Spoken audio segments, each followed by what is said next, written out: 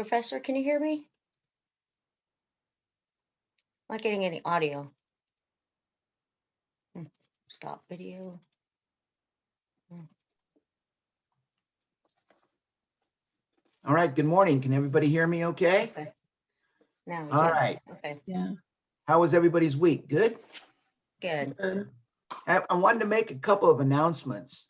Last Friday, I had 9 students email me stating they were looking for the Zoom link for Friday's class meeting on February 12th. And I responded back and I said, if you look on the last 2 pages of the course syllabus and listen to the recording that I posted, I stated February 12th was President's Day weekend and there was no class. All right, and so I want to make sure that, and then I had 3 emails that I received yesterday asking if when our next class meeting was. And then I replied back again stating, please read the course syllabus. It's on the last 2 pages. The next class meeting will be Friday, February 19th, 2021. So I want to make sure that we're all on the same page here. Okay. I mean, when I get questions like that, and as a fire chief and a manager, it makes me ask myself, okay, are these the kind of employees that I want reading medical orders and stuff, and then trying to ask me what dose of medication I need to give my patient? So we're living in a challenging time where all the classes are online or they're hybrid, either being taught synchronously, which is this class, or asynchronously, which is all online.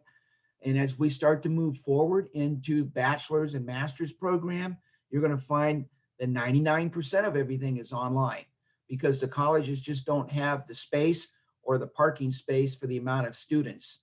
Okay, and so everything is moving to an online format. So I wanted to make sure that I'm not ambiguous and that I'm doing a good job getting the word out when our class meetings are. Okay, and so any questions on that?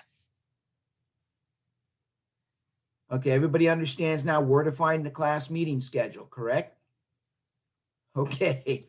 Any questions about the material that we covered on Friday, February 5th, which was basically an orientation, class expectations.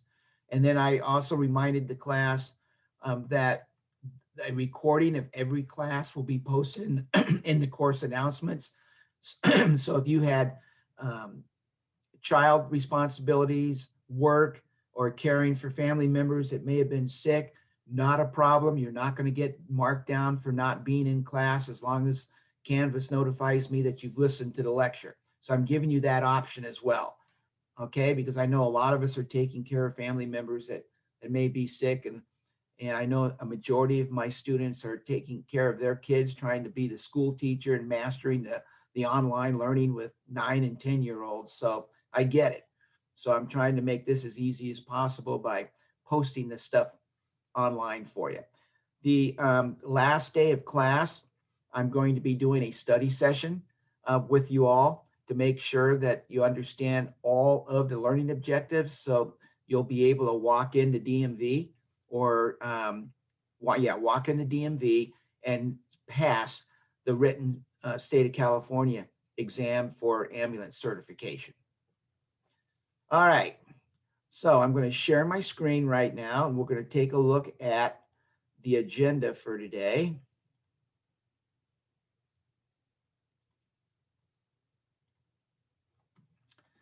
All right, so I'm going to click on syllabus.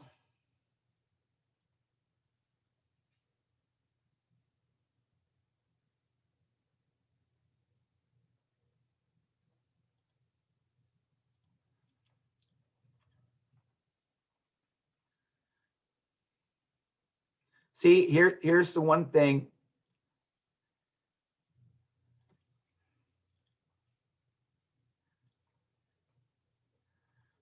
And then you can see there was no class on the 12th. Now look what happens next Friday. See, we have class next Friday, so I wanted to point that out to you right here. February 26th, next Friday. So today we have 3 categories we're going to cover. We're going to cover the general information for students to get their ambulance endorsement. We're going to talk a little bit about the ambulance driver certification and how to go about getting that so you can get your job working for either a fire department as an ambulance operator or for a private ambulance company. And then we're going to talk a little bit about the fiduciary responsibility that the owners of an ambulance company have when they hire new employees. So those are our 3 goals today. All right. And as I stated on the first day of class, that the class times that are allotted for this are based off of 35 students. Okay, so we don't even have half that many because of COVID. So when we get this stuff done that's listed, we're done for the day. I'm not going to make up work to keep you all busy because I realize we have family and work obligations. So I want to stay right on schedule, and we're going to do this today. Please take a look at the homework. Pages 1 through, chapters 1 through 6, which each chapter is about 5 pages. So don't scare yourself when you look at it. All right. A lot of the pages have pictures and pictorials of inside of ambulances, the driver's compartment, and stuff like that. So if you read through this before you come to class next Friday, you're going to be way ahead of the game. It's easy reading. Hopefully nobody's had a problem with getting the ambulance textbook. If you did, let me know when I take roll call a little bit later on. All right, so that's what we got going for today is 3 lessons. All right, I'm going to switch screens.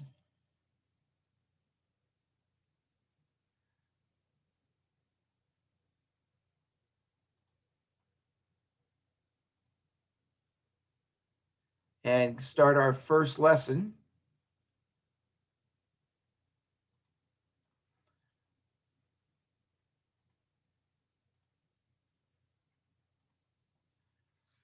All right, so any questions before I get into this lesson? This curriculum that we're going over today is provided by the not only the National Association of EMT, but also the California State Vehicle Code, okay, and also California Administrative Code Title 19. So what I've done is I broke it down, and so we're just going to go over the learning objectives that are mapped to the ambulance certification quizzes, and I'll be able to explain the law to you. So you can stop me at any time and ask questions. Again, I posted these notes on Canvas for you, and so you have full access to them. All right. Let's talk a little bit about compliance. Okay, and why do we have ambulance regulations? All right, well, the state of California, the Department of Emergency Medical Services and the Office of Emergency Services decided that they needed regulations and they needed to establish them for the public health and safety because ambulances is an extension of the emergency room. All right, now, in order to be compliant with these ambulance regulations and for you to exercise sound judgment together with good defensive driving techniques, this is what is going to be essential in order to have a safe ambulance operation. And it's going to enhance the transportation of the patient from the emergency scene to the hospital. And you're going to see later on that not every call is going to be with red lights and siren, because sometimes red lights and siren can be a detriment to the patient. And so our job is to get them from point A to point B. And that decision to run with red lights and siren from the emergency scene to the emergency room is going to be based on several factors: the condition of the patient, whether or not the paramedic that's in the back requests transportation, and whether or not the standard operating procedures for the fire department or the ambulance company dictates, okay, how you're going to transport this patient. Now, the emergency ambulance, this is a test question, this first bullet up here, so I don't want it to be a surprise to you. The emergency ambulance service regulations were adopted by the California Highway Patrol, and they applied to, this is actually this first bullet, there's 2 test questions that come out of it. So please make sure you highlight it in your notes. Okay, these ambulance regulations apply to all public and privately owned ambulances that are used in emergency services here in the state of California. Nobody's going to be exempt.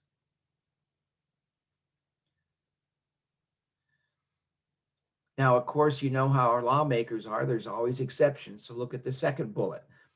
These regulations, they do not apply to ambulances that are not used to respond to emergency calls, nor to those ambulances owned and operated in accordance with federal directives. So what does that mean? That means an ambulance that is used by the military or by FEMA, they don't apply. The California rules and regs do not apply to them. Ambulances that are used on private facilities just to transport from the work site to the medical clinic on site. So I want to make sure that we understand when these laws apply and when they don't apply. Any questions?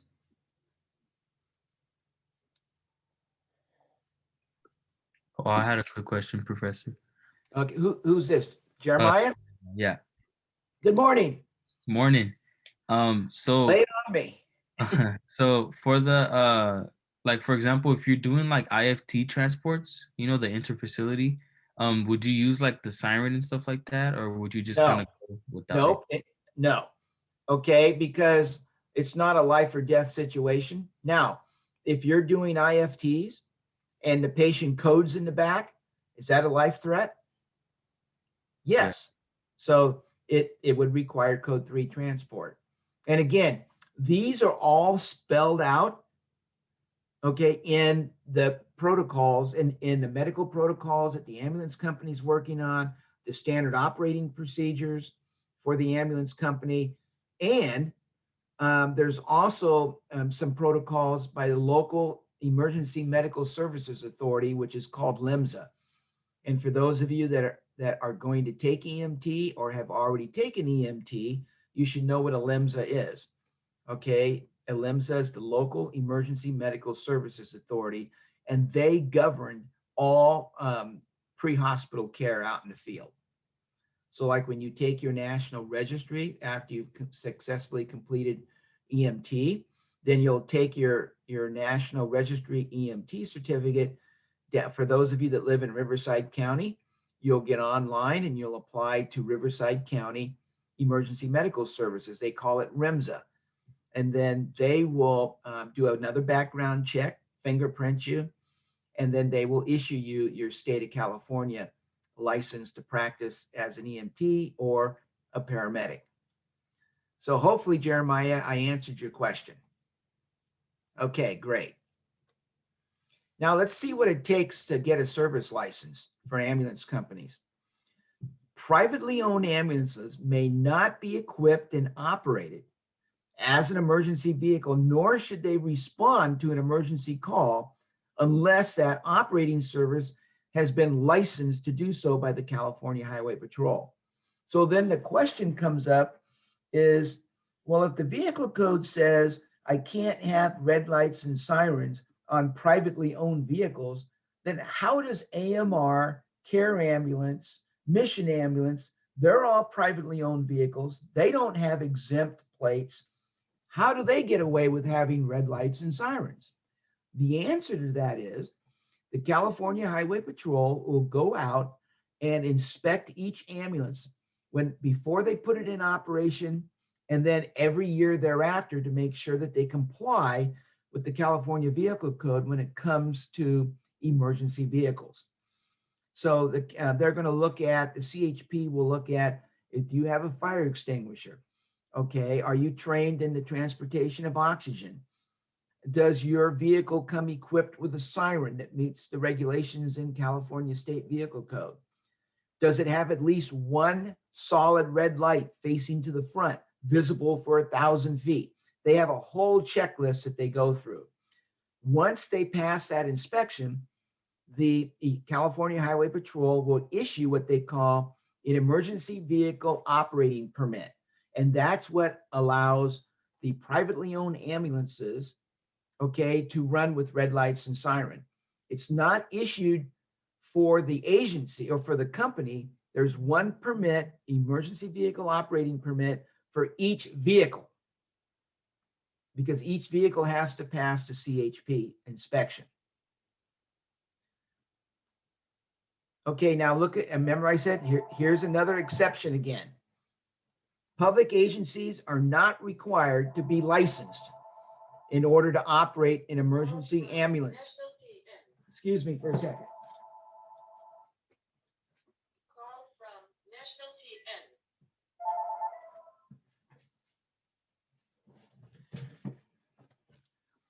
All right, let me let another student in. It's a student calling me, wanting to get into the class. Okay, so public agencies, police departments, fire departments, okay, federal, county, state, and local municipalities, they do not have to have an emergency vehicle operating permit, because when you get in and you start looking at the different vehicle code sections, they emergency vehicles belonging to the government do not have to be inspected like a private vehicle. So I wanted to make sure that everybody on, while we're on this slide, is very clear. Privately owned ambulances, in order to be considered an emergency vehicle, has to be inspected by the California Highway Patrol, meet certain guidelines, and then every vehicle the CHP inspects and passes that meets the vehicle code requirements will be issued a permit. And that permit is renewable every year. Okay, that rule does not apply to public agencies, only to private agencies. Does everybody understand that now? All right, because if I don't do a good job explaining it, I want somebody to ask a question. I have a question real quick. Okay, Rob, go ahead. So like AMR and all those are considered private, and like say that Riverside County Fire Department would be public. Yes, sir. You're absolutely correct. Okay. Good question. Thank you. Any other questions? All right. Now, here we are. We're on Title 13 of the California Code of Regulations, and I give you the section there. That section only refers to ambulances used to respond to emergency calls. So the definition, okay, includes any vehicle, such as a rescue vehicle, okay, when it has been specially modified or equipped with the intent to transport injured persons. So what you're seeing here on this slide is the California Code of Regulations section that defines what an ambulance is. Any vehicle, okay, even a rescue vehicle, when it's been modified or equipped and has the intent to transport injured people. That applies to any publicly owned ambulance or privately owned ambulance. The only difference between the two is a privately owned ambulance, they have to be inspected by the CHP to make sure that they meet the definition of an emergency vehicle before they're given a permit and allowed to operate.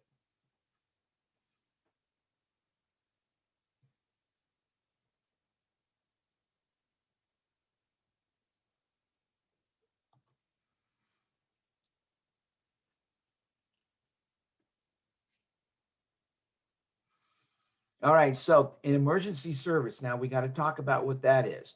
Emergency service in the state of California is defined as any functions that are involved in responding to a request for an ambulance to transport or assist persons in the sudden need of medical attention or otherwise in the need of acute medical care during transportation. This definition right here in the first bullet permits ambulance transportation of a deceased person when the ambulance has responded to the emergency call. Okay, in other words, if the person expires or passes away during transport, this allows you, okay, to continue, and you don't have to pull over, stop, tie up an ambulance for hours on end waiting for the coroner's office.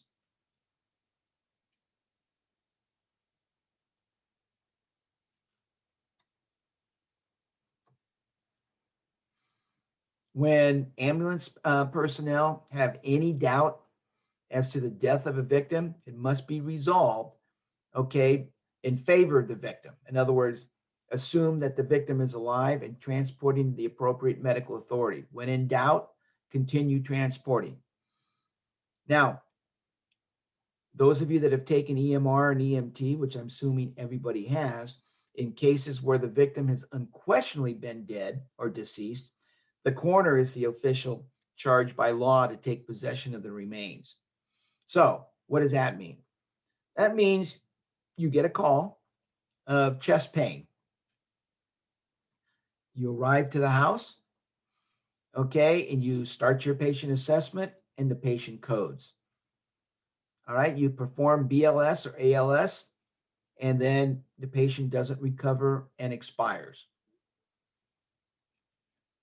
You don't have to the patient stays in the house. You contact the local law enforcement and the coroner's department. All right, you might get a call, possible dead body. All right, because nobody's seen Mr. and Mrs. Smith or Mrs. Smith for a week. And so you get on scene, the sheriff's department or local police make entry into the house, and then they discover the body and rigor mortis is set in. The body has already begun to decay. This is again where you don't transport. The sheriff's department or you will notify the coroner, and then they will come out and remove the body. Once you place that dead body in the back of your ambulance, and your ambulance company and your fire departments, who you will speak to this ad nauseum, you cannot move that person out of your ambulance, okay, until the coroner gets there. And what you literally done is you just took the ambulance out of service for a few hours. So they will go over this pretty extensively with you. Any questions on slide 7?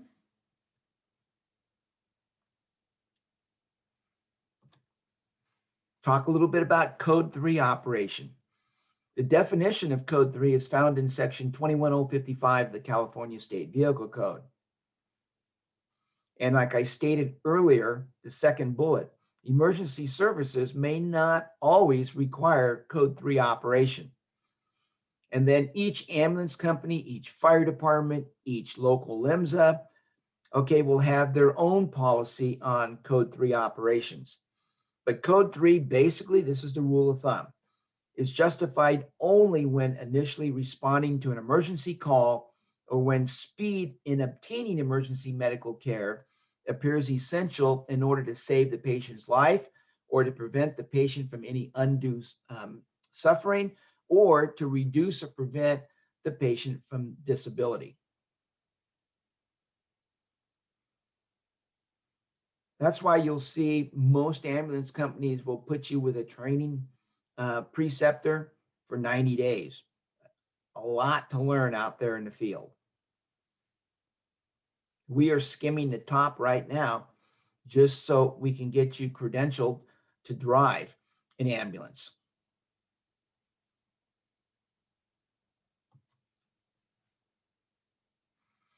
Okay, if the patient is stabilized and there's no life threats, Code 3 is seldom necessary. Basically, it's requiring the EMT to exercise their critical thinking skills, okay, and to exercise good, sound judgment. Running red lights and siren, I'm going to play a video for you. A little bit later, you will see is extremely dangerous.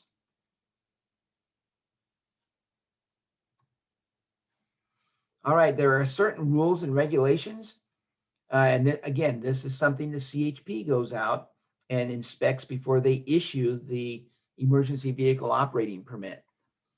Okay, there are certain rules and regulations about how we identify ambulances.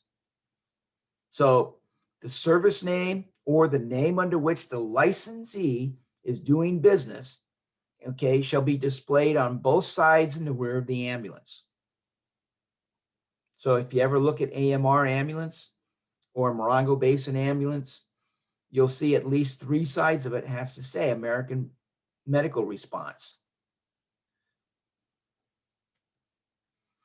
Okay, the same rule applies to publicly owned ambulances operated by a licensee under contract. Okay, for instance, San Diego, they don't have a city ambulance, so they contract, they own the ambulances. The ambulance belong to the fire department, but they are contracted and staffed by a company called Rural Metro, which is owned by AMR. So that's what we're talking about here in the second bullet. An ambulance that's owned by a municipality or a government, okay, but it's staffed by contractors.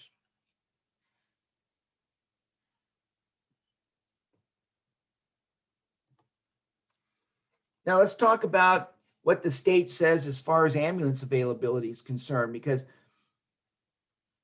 they have, you'll hear this in the world of EMS. E as in Echo, O as in Oscar, A as in Alpha. What that stands for is exclusive operating area. Every local LIMSA, for instance, Riverside County, RIMSA, they govern which areas the ambulances can operate in. And they award a contract that keeps all the mom and pop ambulances from poaching on everybody's call. And it also allows the 911 CAD systems, okay, to accurately dispatch ambulances. So look at the first bullet. Ambulance owners or operators doing business under one or more licenses are required to provide 24-hour service under each license. You can't just say, well, I'm only going to open up and provide ambulance service from 8 in the morning till 5 in the evening. You can't do that. State says it must be 24 hours. So if Rob Crawley, is it Cluey, Rob? Cluey, yes. Okay, so if Rob and Jim decide we're going to open up an ambulance company and we go out and we bid for an exclusive operating area, we cannot, and we get awarded the contract, we can't tell RIMSA, well, we're only going to operate in Palm Springs from 9 to 4 or 9 to 5. Can't do that. All right, this is mandated by the state. Now, remember, here's the exception. The 24-hour rule does not apply to an ambulance that provides services to special events or industrial employees and does not respond to calls from public agencies. So that means special event ambulances. You know, let's say like the old Ontario Speedway, or ambulances that go to a football game, or private ambulances that work at Northrop Grumman, okay, to transport people that get injured. The ambulance is owned by Northrop, it's licensed by the California CHP. They don't have to provide a 24-hour service because they're not open to the public and they're not responding to 911 calls from the public. So I wanted to make sure we're clear on the 24-hour rule.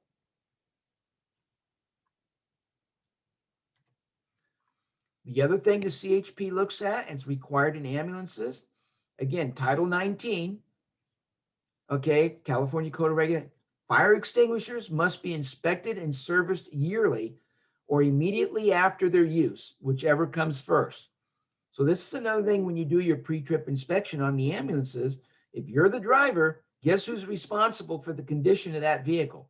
You are as the driver, as the EMT. This is one of the things the CHP looks at when they come out to renew that emergency vehicle operating permit.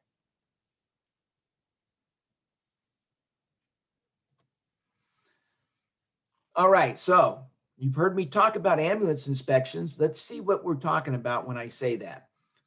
Ambulance inspections are required to be initially inspected and yearly thereafter by CHP personnel. They usually, there's so much work that needs to be done. There's probably 1 or 2 CHP officers at each CHP office that specialize in ambulances and school buses, and that's all they do for their job. Okay, they also can conduct and come in at any time on a random basis to ensure compliance, especially if they start getting complaints. Now, look at the third bullet, because last semester, 92% of the people missed this question on the exam. Who do these ambulance inspections apply to? The answer is right there on the third bullet. It applies to all publicly and privately owned ambulances. Do not miss that question. I was really shocked last semester. If any ambulance is found not to be in compliance with the rules and regulations of the county and the state, okay, their permit will be confiscated and that vehicle will be taken out of service. So this is why it's so important that once you guys successfully complete EMT, you go out, you start your work, that you inspect these ambulances, because at the end of the day, it all falls back on the ambulance driver. And usually what happens in the real world is the EMT does the pre-trip inspection of anything involving vehicle operations. The paramedic does the inspections of the EMS supplies in the back, oxygen, narcs, other medication, and supplies. So it's basically a teamwork. Any questions about these ambulance inspections? They can be done randomly. Who does the inspection? And these inspections apply to all ambulances, public and private. Now, remember you heard me talk about EOAs, exclusive operating areas? There are some destination restrictions, and each county sets their own policy. So these destination restrictions, class, are established to prevent ambulance transportation of emergency patients over an unnecessary long distances to obtain medical care. Usually, most ambulance companies will transport you to the closest medical facility, okay, that can provide the care needed for the patient. The decisive factors that will permit a paramedic or an ambulance to alternate destinations must include the consideration and the needs or the desire of the patient. And again, these policies are established by the county and by your ambulance company. In other words, I'm talking to you right now from 29 Palms.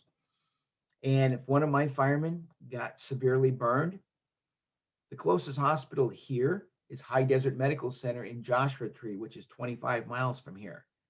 However, the burn center, okay, is at Arrowhead down in Rancho Cucamonga. So therefore, this would require an air ambulance. So I just want to make sure you understand it depends on the condition of the patient and what the protocols are.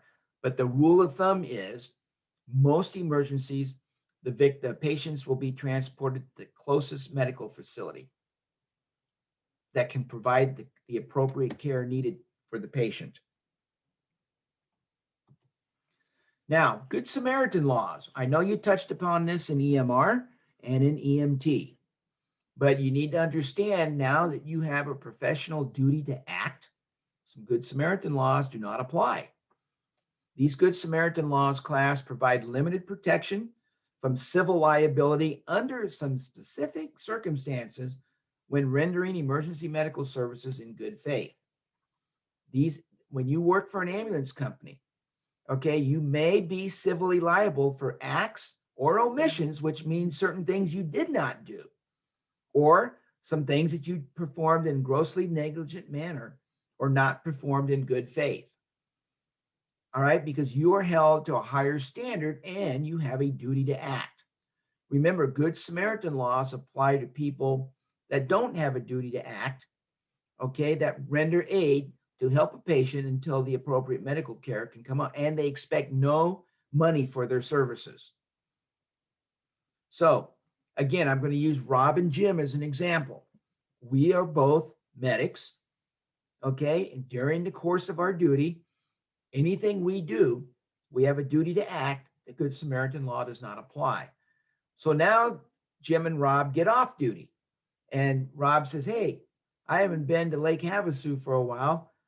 Let's take off and go on a trip. So now Rob and I are in our personal car, and we get all the way down to the Riverside County line on Highway 62, and there's an overturned vehicle. Now, Rob and I, we're not obligated to stop and render care because we're off duty, so we don't have a duty to act. But if we do stop and render care, now we'd be covered under the Good Samaritan law because we're not on the clock. We're not working for a medical service that's going to be billing the customer, okay, for our services. And we're actually working there as a citizen, providing the necessary medical care until appropriate EMS personnel arrive and take over. Does everybody see the difference there? If you have a duty to act, means you're on duty, being employed, and your primary job is to provide pre-hospital care. The Good Samaritan law applies when you're off duty and you do not have a duty to act. There's no punishment if Jim and Rob decide we don't want to get involved and keep on going. But I know that's not me and that's not Rob. Okay, I mean, we would stop and render care because we wouldn't be in this profession if we weren't passionate and wanted to help people. But I just wanted to talk to you a little bit to make sure you understand these Good Samaritan laws. All right, why do these Good Samaritan laws exist? The existence of gross negligence or the lack of good faith is normally a question of fact that's going to be determined by a judge or a jury. So if you and I render care and we don't have a duty to act, we are a private citizen, but we do something that wasn't in good faith, or we step outside our scope of training or our capabilities, then we still could be sued, okay, for negligence because we didn't stay within the scope of our training or we didn't act in good faith. And again, these questions will be determined by a judge if it's a trial by judge or trial by jury.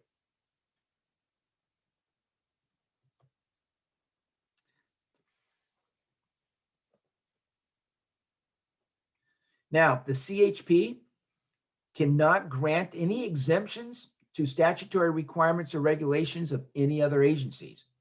What does that mean? That means if Riverside County LEMSA or REMSA has a regulation, the CHP cannot go to AMR and say, don't worry about it. You don't have to have oxygen on your ambulance. That's not their job. They cannot do that. The CHP can only grant exemptions from their ambulance regulations. The CHP actually writes a pamphlet that you can get online, or you can go to the DMV website and request a copy of it to be mailed to you. And basically, it's the state laws governing the operation of ambulances. Now, certain exemptions may be granted to alleviate specific hardships related to the public welfare, and copies of those exemptions will normally be carried in an ambulance, like in the time of a natural disaster, or like Hurricane Katrina, or like what's going on down in the South right now with the freezing weather.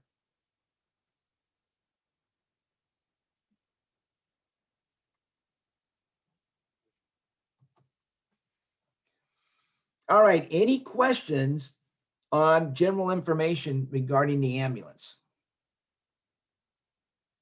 It's pretty straightforward. I think I've simplified it enough. There were 5 questions that are on the certification exam that came out of this lecture. I went over them and I think I've identified each one for you. So what I want to do now is let's take a 10-minute break, and we'll come back and we'll start talking about your certification. What is it going to take for you after you become an EMT to get that ambulance certificate. All right, so let's take a 10-minute break, stretch. Give me a minute to switch slides and we'll come back in exactly 10 minutes, okay? Thank you. Thank you. All right, give me 10 minutes, class.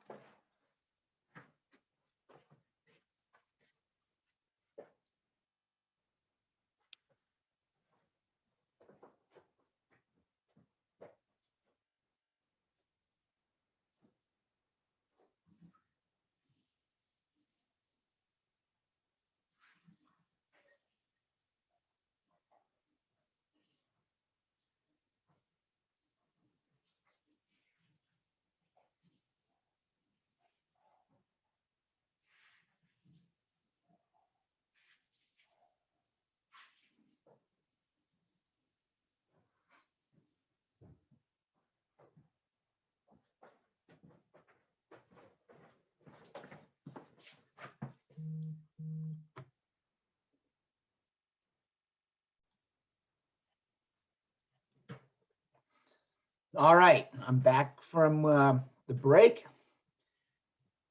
We can get everybody out of the hammock and back into class.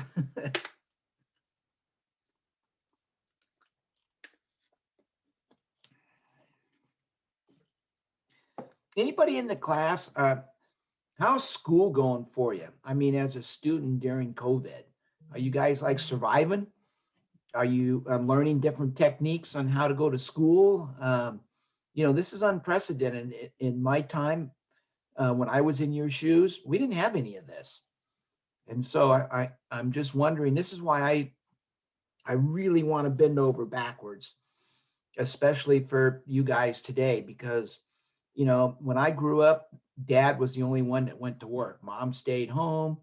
You know, the house payment, our house payment was about $98 a month. And that same house is now worth $875,000. Okay. And so, you know, and I understand today, you know, it takes mom, dad, and all the kids to go to work, you know, just to make ends meet. And so if you ever take classes from me, every class session I do is recorded and posted. So I don't give students penalties for not coming to class as long as I see they clicked in and listened to the class meeting when they are able to do that. So, and I'm open for you guys 24 hours a day, 7 days a week. Several of you that are in this class now have called me, and I like that. That's great. And remember, all I ask is that you send me a text message so I know you're not a salesman trying to sell me fire hose, fire nozzles, or stuff like that. And then I'll put you on my phone list. So the next time you call, I can, oh, yes, okay, it's Alma. I'll take the call, no problem. Okay. All right. So let's get into our next segment, which is the ambulance driver certification process. So let me share screens here.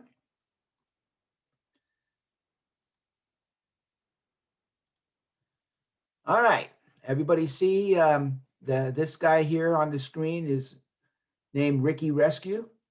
You know Yes. the guy. You know the guy, right? The one that has the that you see driving around with the big EMT emblem on the back window and his stethoscope hanging over the rear view mirror. This is the guy right here. Okay. All right, so let's see what it takes for you now to become an ambulance driver. All right, let's take a look at what California law states, this is the regulatory requirement. There are some exceptions. However, every driver of an ambulance is going to be responding to an emergency call or transporting a patient must possess a valid ambulance driver certificate, and it's issued by the Department of Motor Vehicles. Here's the test question. Hold on, let me check because I write these down. 68% of the class last semester missed this question. And here's what the question's right off the exam. Okay, it said, which agency, okay, which state agency is responsible for issuing an EMT their ambulance driver certificate? And it said the choices were Department of Transportation, California Highway Patrol, the local Emergency Medical Services Authority, or the Department of Motor Vehicles. Most everybody chose the number one answer was the California Highway Patrol. That is not correct. Okay, people were getting it confused. The CHP issues the ambulance company the emergency vehicle operating permit. But in order for you to get your certificate, which is to be carried along with your driver's license, that's issued by the DMV. Did I explain that? So everybody's not going to make that mistake this time? Okay, so I take it that I did do a good job explaining this. All right. Yes. Good, excellent. Now, take a look at this first bullet. The ambulance driver certificate is not issued as verification of your driving competence. It's only used as a screening function. Your driving competence, okay, will be determined by the behind the wheel driving that each ambulance company must administer to you. Normally, if we weren't in COVID, the last 2 or 3 class meetings, you and I would be out in a couple of ambulances in the parking lot doing the diminished lane exercise, the parallel parking, backing into a hospital ER. Let's see, what else? The alley dock. So there's a lot of exercises, but because we are in COVID, we can't do that part. So rest assured that the private ambulance companies are required to administer the driving competency part of the licensing function. So this certificate that you're going to get, okay, is evidence that you as a person have demonstrated a limited knowledge of laws pertaining to ambulance operations and that you have not been disqualified from such employment by criminal activities, poor driving, or any physical disabilities. Ambulance companies will do a DMV check. They'll also do a drug screen on you, and they'll also do another criminal background check on you.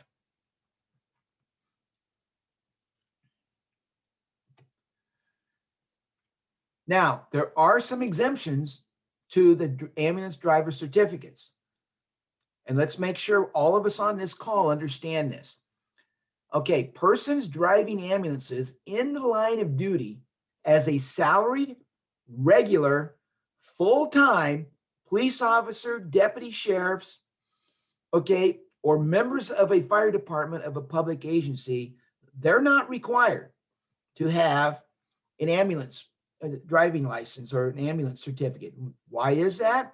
Because police agencies go through EVOC.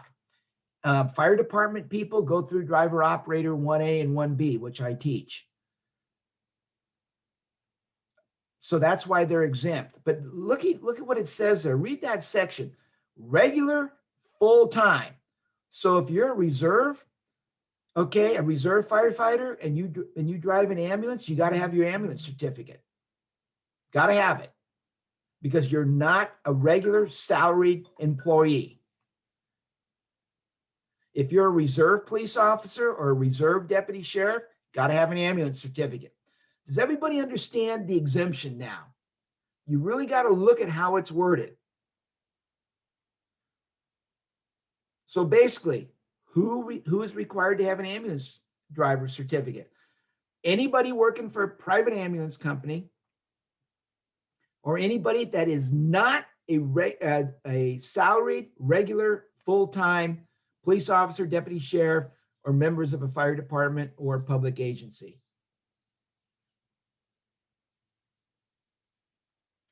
And again, I made these slides available to you on Canvas, so you can download them, look at them again.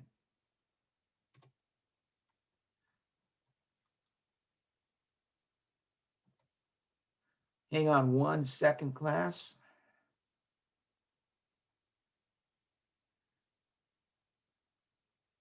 I'm going to stop sharing for a second.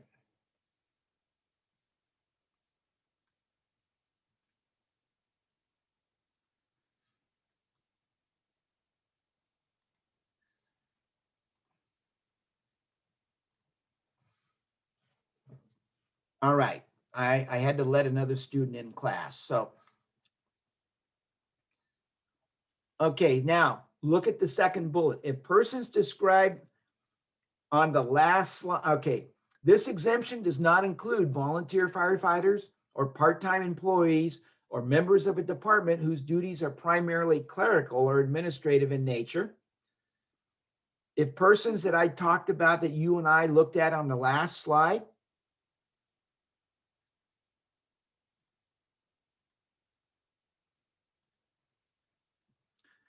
drive ambulances other than in the performance of their official duties, they must possess a valid certificate. What does that mean? Let me explain this. So if you are a full-time firefighter working for the city of Palm Springs and you are assigned to the ambulance that day, you do not need an ambulance certificate because you meet the definition of regularly full-time employee. But now let's say, you know, you just got married, you're buying a house, and you need a little bit of extra income, so you moonlight with AMR on your days off. Most firemen work 2 days a week. They work 2 days, they're off 4 days. All right, so now would they require a driving certificate, an ambulance driver certificate? This is another test question, so this is why I'm going over it. What do you guys think? Do they require one? Yes or no, based on what you see on slide 5?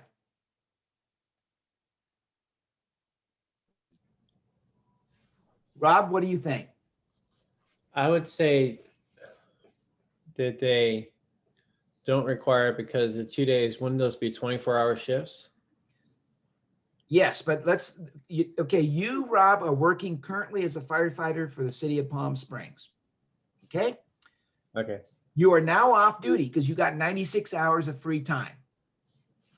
So you decide you're going to pick up some extra money and work for AMR on your days off. A lot of fire guys do. A lot of paramedics do. Okay.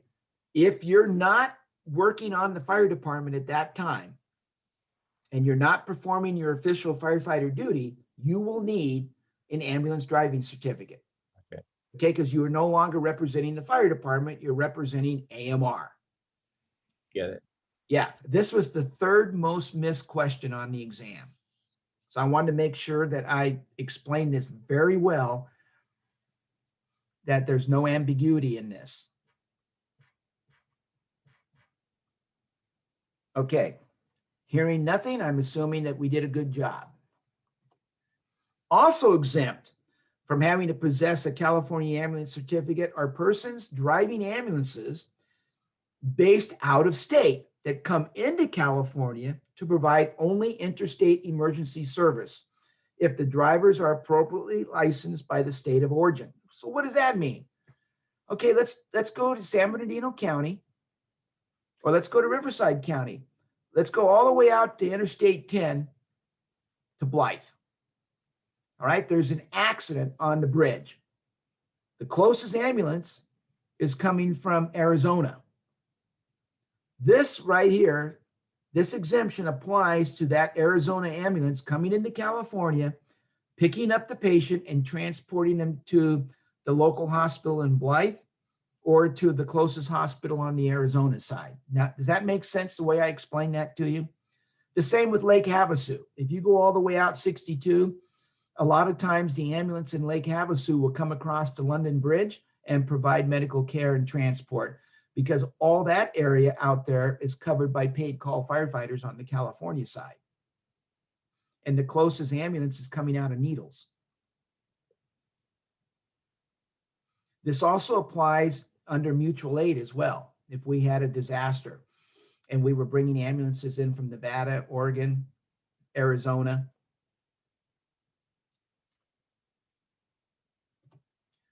Now, however, if the CHP has a reason to believe an out-of-state driver would be denied an ambulance driver certificate, if that ambulance or that driver was based in California, that driver may be prohibited from driving in this state unless they obtain a California ambulance driver certificate. This very rarely happens, but it is on the books.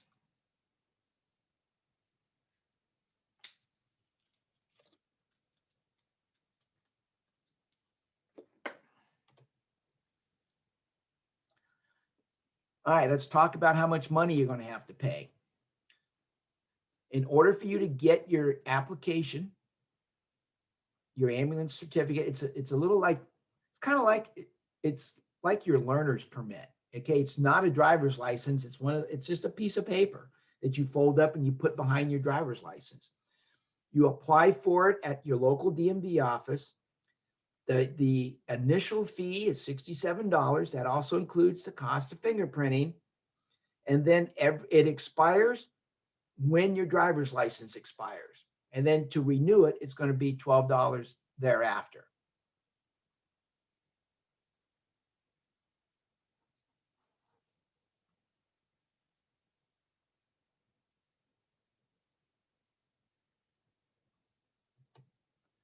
So what are the prerequisites for us to get an ambulance driver certificate? The minimum age in the state of California is 18 years of age. You must possess a valid California Class C driver's license.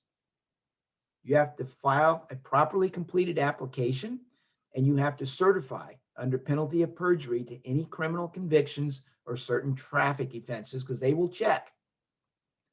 You'll pass a 25-question written exam, and you'll submit an acceptable set of fingerprints.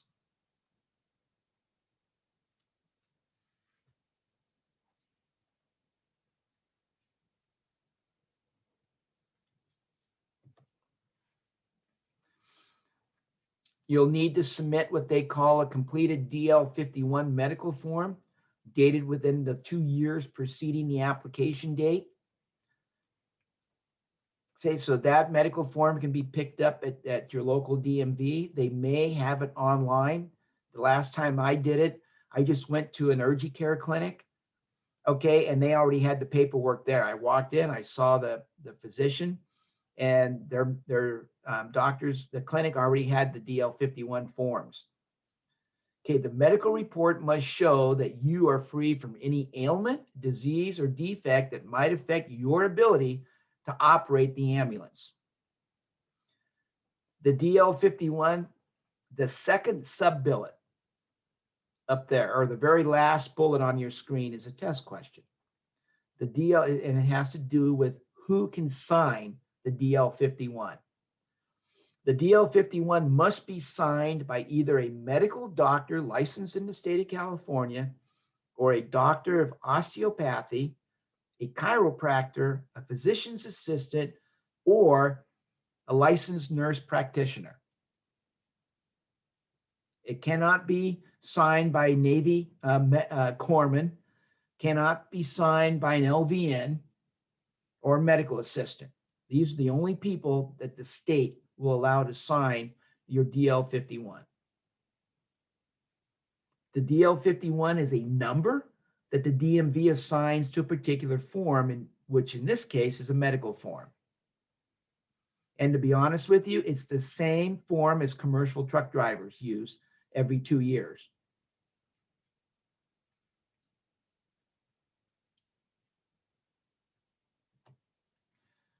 Let's talk about temporary certificates.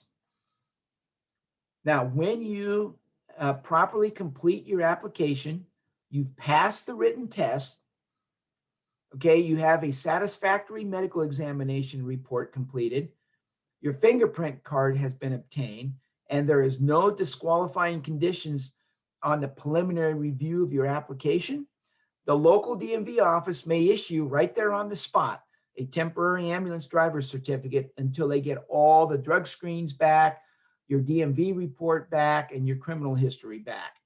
These temporary certificates are valid for 6 months, 180 days from the date of issuance.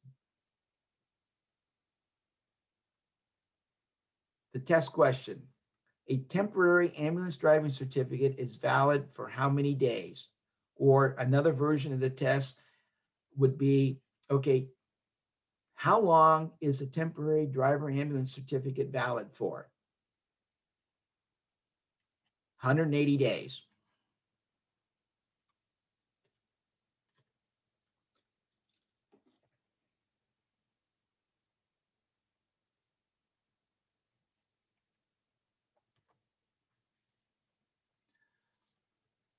Okay, now let's talk about your regular certificate. Your regular certificate, once again, is issued by the Department of Motor Vehicles, not the CHP. From the Division of Headquarters Operations, it functions only after a review of the physical examination report, your driving record, and any criminal record for any disqualifying conditions. Okay, the certificate, this is your normal certificate, the real deal, not the interim. The certificate is issued for a term not to exceed, here's the question, 5 years, and will expire on the same date as your driver's license.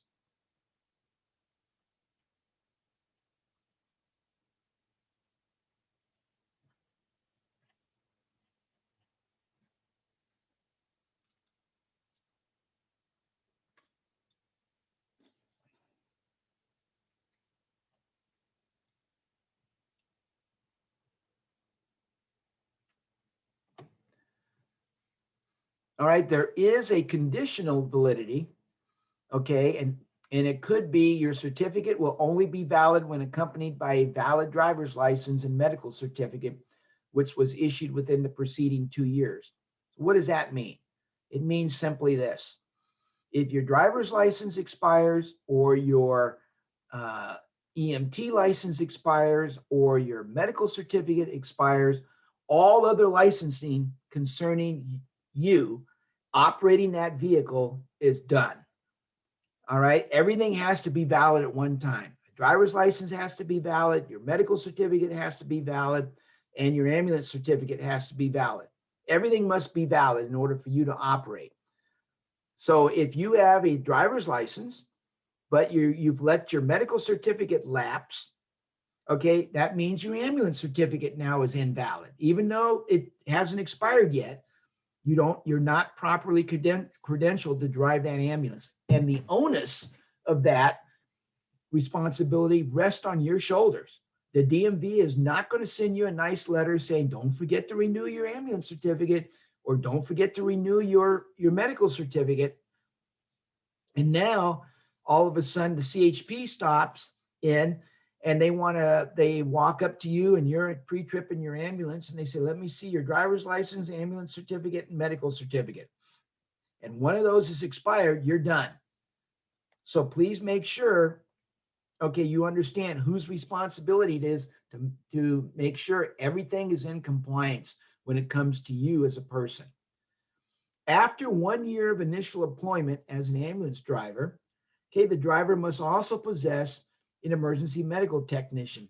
There are some counties, okay, rural counties, that state you can be an EMR and drive an ambulance, but you have 1 year to get your EMT license. You're not going to have any of that here in Southern California, but there are some counties and some states that allow that. And they'll hire you as an ambulance operator, okay, but they give you 1 year before they can tell you that you need your EMT.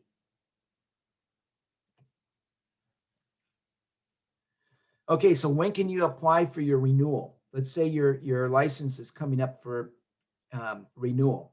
Here's the answer. You can apply for renewal during the 6-month period prior to the expiration of your ambulance certificate. Okay, your application for renewal is handled the same way as when you got your original certificate, and there's 2 exceptions. Let's take a look and see what those exceptions are. All right, fingerprints. Your fingerprints are not required if the previous certificate has not been expired for more than 1 year.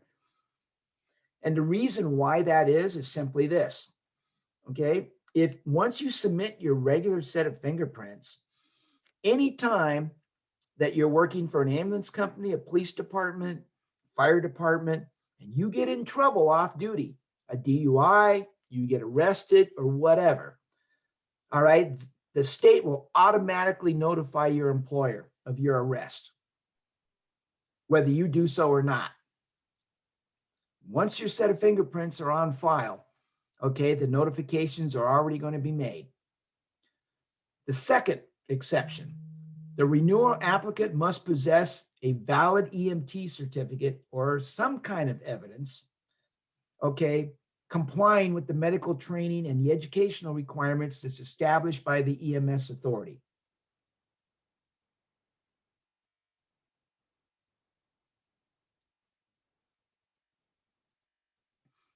Does everybody understand the 2 exceptions now when it comes to renewal?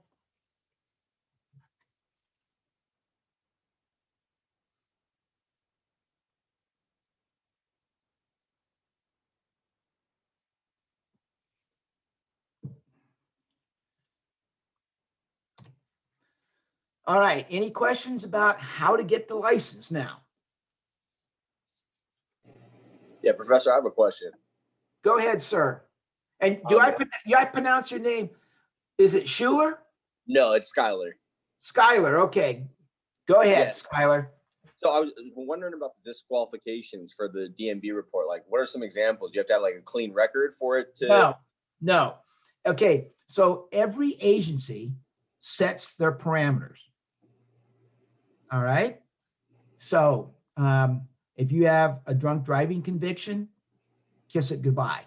Okay, for 7 years. If you have 14 speeding tickets, don't bother to apply. But if you have a couple of speeding tickets and one of them, and you went to traffic school, and yeah, you can get hired. But I want you to understand, it is up to the individual hiring authority. So what you might want to do, if you do have a couple of tickets, is you get on you're in Riverside County, right, Skylar? Yeah. Okay, so you can get on the REMSA website and you can go down, okay, and there's a whole section in their policies and procedures manual that talks about licensing and what disqualifies you. What kind of tickets disqualify you? What kind of arrest disqualify you? You know, a shoplifting arrest that you got when you were 14 or 17 is not going to disqualify you. Okay, being arrested for possession of illegal drugs for sale, that's going to disqualify you. You see the difference between the 2? Yes, sir. You don't have Thank to be you. you don't have to be a saint. Okay. Okay. All right. Any other questions? That was a good question, Skylar. Any other questions? I have one question. Sure, go ahead, sir. So sometimes EMTs are hired in emergency rooms as an emergency room tech I've seen. Do you still need an ambulance? No, sir, you don't, because you're not operating an ambulance. As a matter of fact, here's another interesting question. It doesn't have to do with this course, but Rob, you opened the door, so I'm going to expound on it, okay? So if you are providing pre-hospital care outside of a facility, your medical scope of practice is with REMSA.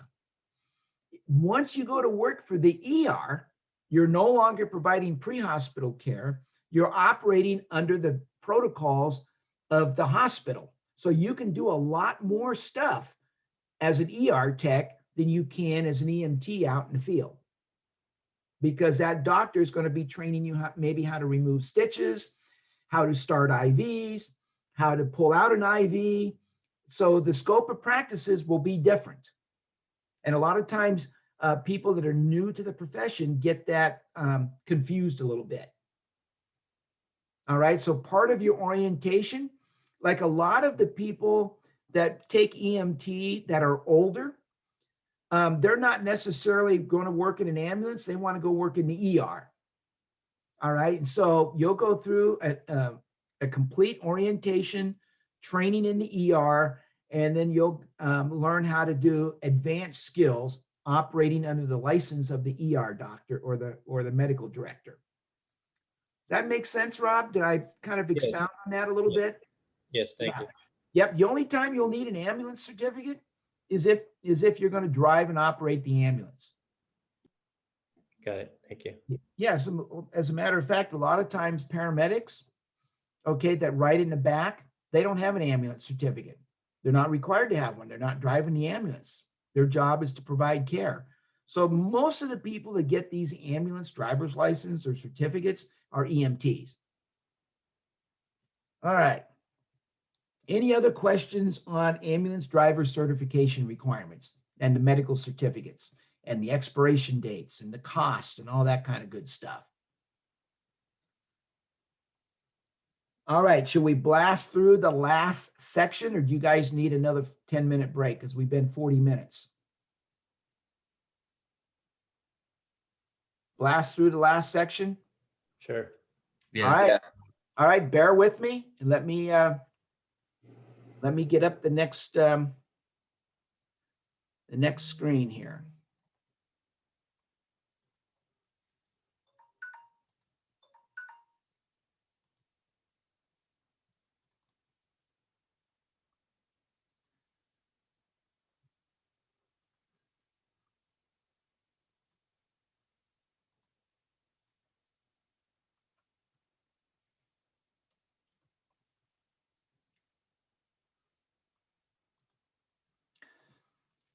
All right, so this is the last one is on ambulance personnel training. And this is, it's going to be about an hour. It's 57 slides long. So I may stop in the middle of it just to give you a stretch break, because I don't know about you, but my attention span's only good for about 45 minutes. And then I got to get up and move around. Okay. Okay, so let me share my screen and we'll delve into our last segment, which is ambulance personnel training.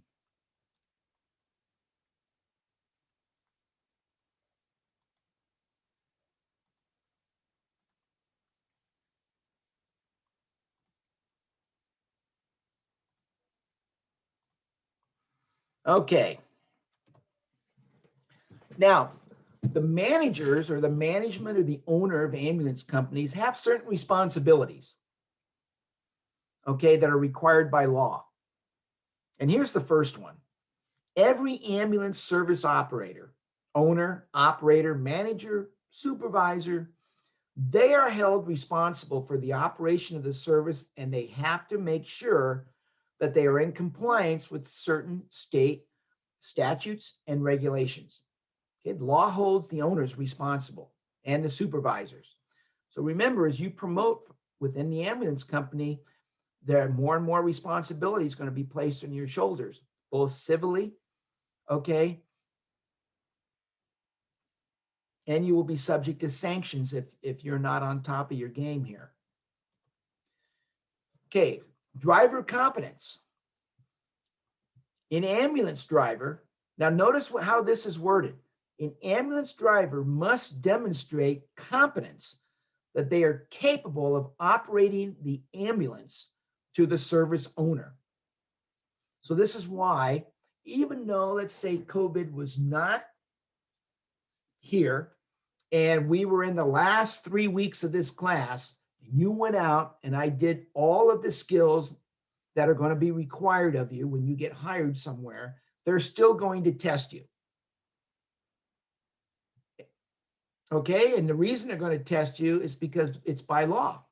The law states they have to ensure that whoever's driving and operating their ambulance is competent in doing so. The owner of the ambulance company, including the cities, they have to participate in the DMV pull notice system. So what does that mean? Okay, that means that anytime you get a speeding ticket, on or off duty, that the DMV will notify your employer. Anytime you get arrested, on or off duty, your employer will be notified. And that is governed by section 1808.1 in the California State Vehicle Code. Okay, there's no way around it because you've submitted your fingerprints. The owner of the ambulance service is also going to be held responsible to ensure the driver is trained and competent in the use of all required safety and emergency care equipment, and that you will be trained to assist the attendant with patient care. So this is why most ambulance companies will put you on a training program with a preceptor for about 90 days, 90 to 120 days. They're required to do so under California state law to ensure that you possess the skills necessary to be an ambulance crew, to be part of the ambulance crew to provide pre-hospital care and transportation.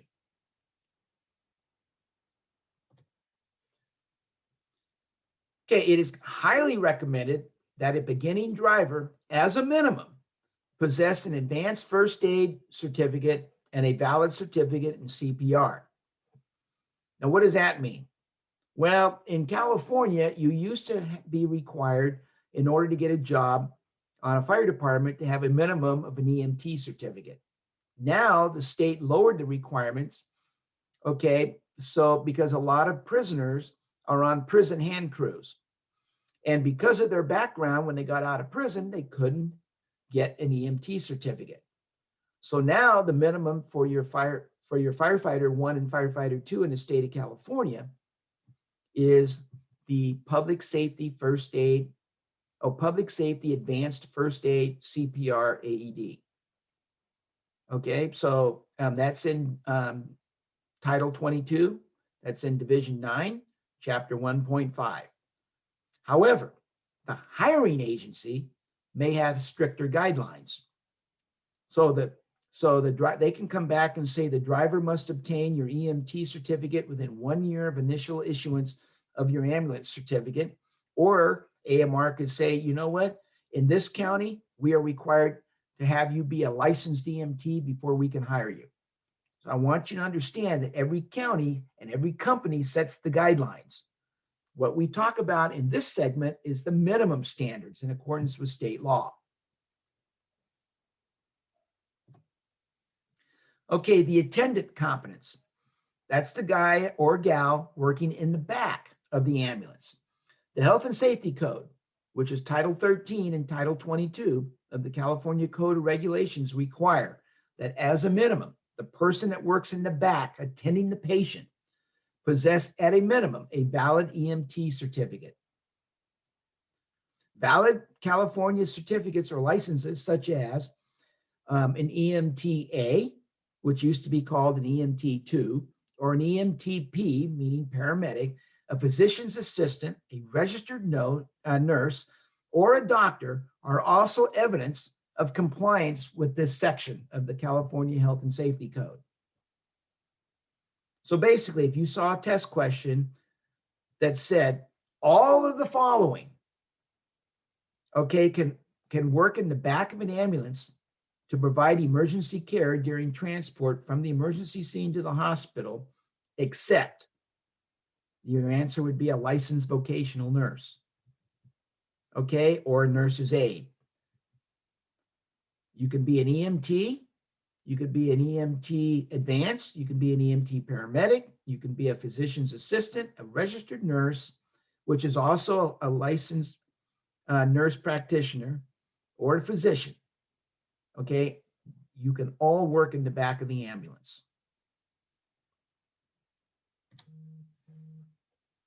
Owners of these ambulance companies are encouraged to test employees when they first get hired to test their skill competency, and then periodically by means of both a written and a performance test to evaluate their knowledge and skills. Why are they going to do that? Because it's going to reduce their liability if you get in an accident or a lawsuit. They can show that at the time they tested you, you were competent in driving skills and on your skill set as an EMT, and that they do these skills periodically throughout the course of your employment. The state, okay, recommends that they test both your driving and your patient care skills at least twice a year. Notice the word recommend.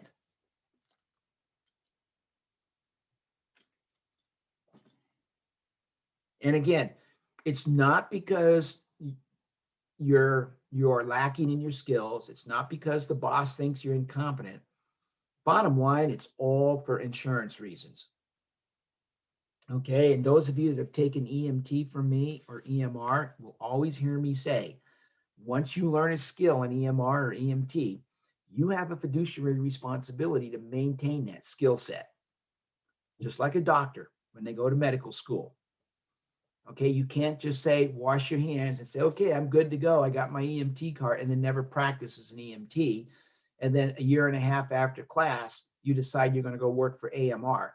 What do you think is going to happen to your skill set? It's going to diminish, because after 30 days, if you don't maintain your skill set, your skill set's going to start diminishing. You can't help it.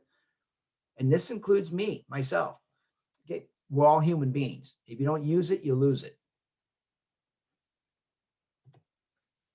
The dispatcher for the ambulance company or the 911 dispatcher, the owner, okay, should ensure that the service dispatcher is properly trained to obtain essential information to assess the nature, the urgency, and location of the emergency and promptly dispatch the appropriate service.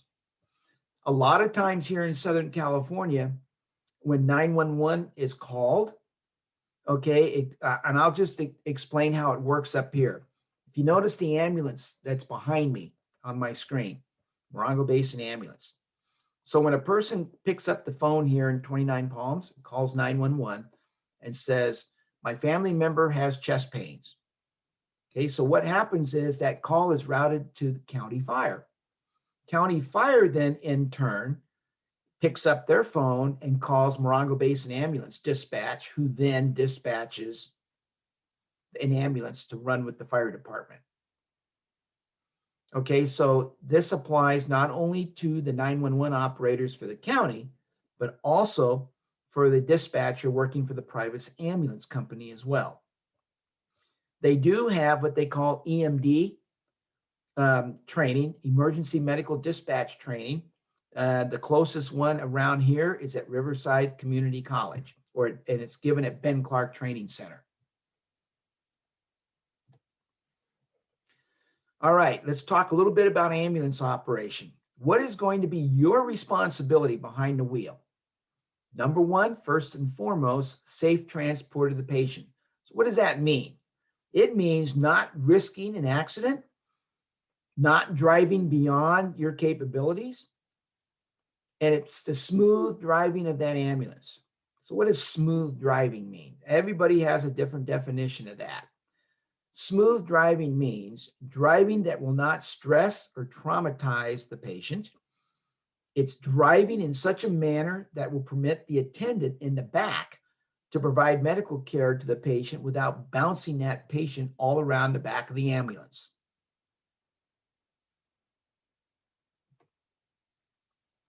There are certain things you need to consider regarding transporting patients.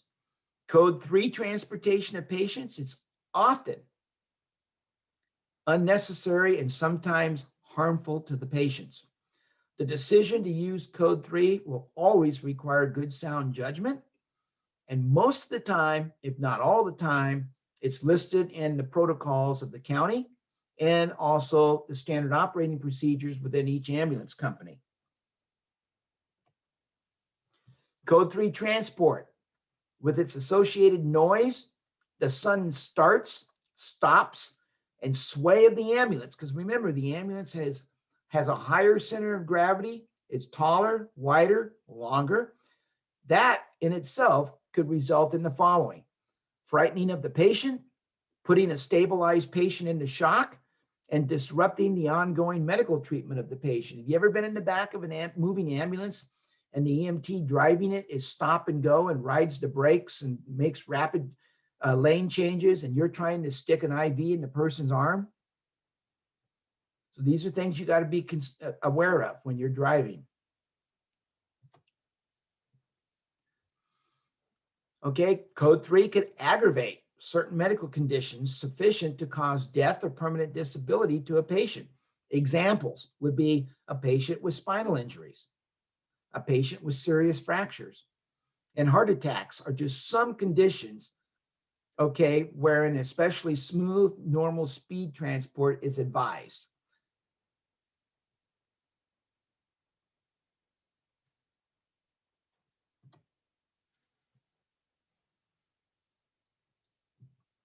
Okay, there are certain medical conditions that may require code 3 operation, but these transports only constitute an estimated 5 to 7% of all of your calls. And I just gave you some example of some calls that may require code 3, but will not be limited to. How about uncontrolled bleeding or uncontrolled cardiovascular or respiratory impairment, or a complicated emergency childbirth?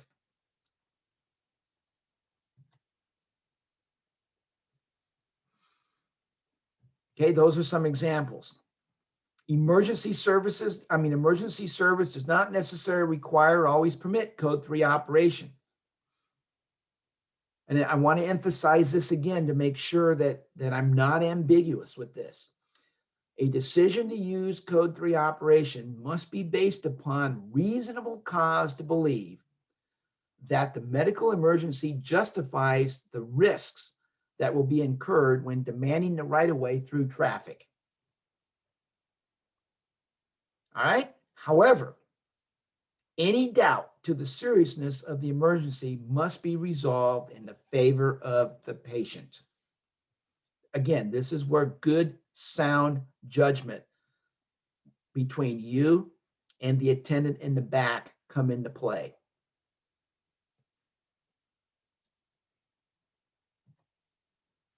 No medical emergency class, however severe, will justify you driving in a manner that risks loss of control of the vehicle or that relies on other drivers or pedestrians to react ideally. And I'm going to give you a test question right now. Okay, and we're going to talk about it here over the course of the class. The key to defensive driving, and again, let me repeat this, the key to defensive driving is anticipation. The key to defensive driving is anticipation. What does that mean? Anticipating the acts or behavior of pedestrians and other motorists. An ambulance transporting a stabilized patient should never travel over the posted speed limit.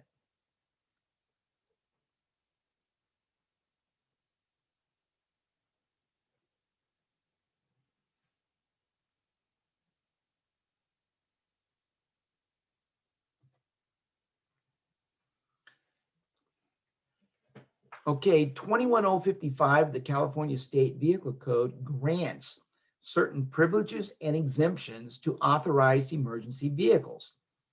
Okay, as long as they meet these guidelines. At a minimum, that they need to display one solid burning red light with 1,000 feet of visibility to the front. You must obey all traffic laws when you're not under code 3 operations. And the privileges granted under this exemption do not include exemptions from such public offenses as reckless driving or driving under the influence of alcohol and or drugs. Here's the other thing. If you get in and you really read section 21055 of the Vehicle Code, code 3 is defined as red lights and siren. When you are displaying the red light and the siren, you're granted certain privileges and exemptions. But if you're just running down the street with red lights and no siren, you're not running code 3. You don't have special privileges or exemptions. I want to make that clear because we see a lot of ambulances just running with red lights and no siren. When that happens, that driver is putting himself at risk for a violation of several laws and civil liability. Code 3 is defined in the state of California, red lights and siren. Okay, there is a legal term that you need to understand what due regard means. Privileges granted under 21055, the California State Vehicle Code, please understand, class, do not relieve you as the driver from the duty to drive that ambulance, even with red lights and siren, with due regard for the safety of all persons using the highway, nor does it protect you from the consequences of an arbitrary exercise of the privileges. All right, when you're running red lights and siren, you're asking the motoring public and pedestrians for the right of way. That doesn't mean if you pull up to an intersection and the light is red, it doesn't mean you pull up behind the stopped vehicle and lay on the air horn with the red lights and siren blasting and force that vehicle into the intersection. And then that vehicle gets T-boned. Guess who's going to be accountable for that accident? You are. Okay, you didn't exercise due regard. Once you get that ambulance certificate, you are now going to be held to a higher standard than the motoring public when it comes to the operation of a motor vehicle, on and off duty. Once you have that ambulance certificate, guess what? In California, the blood alcohol content is 0.08. Once you get that ambulance certificate, it's now going to be 0.04. So if you go out, you have a couple of cocktails, and you're off duty and you get stopped and you blow a 0.05, guess who's going to jail? You're held to a higher standard. So understand that.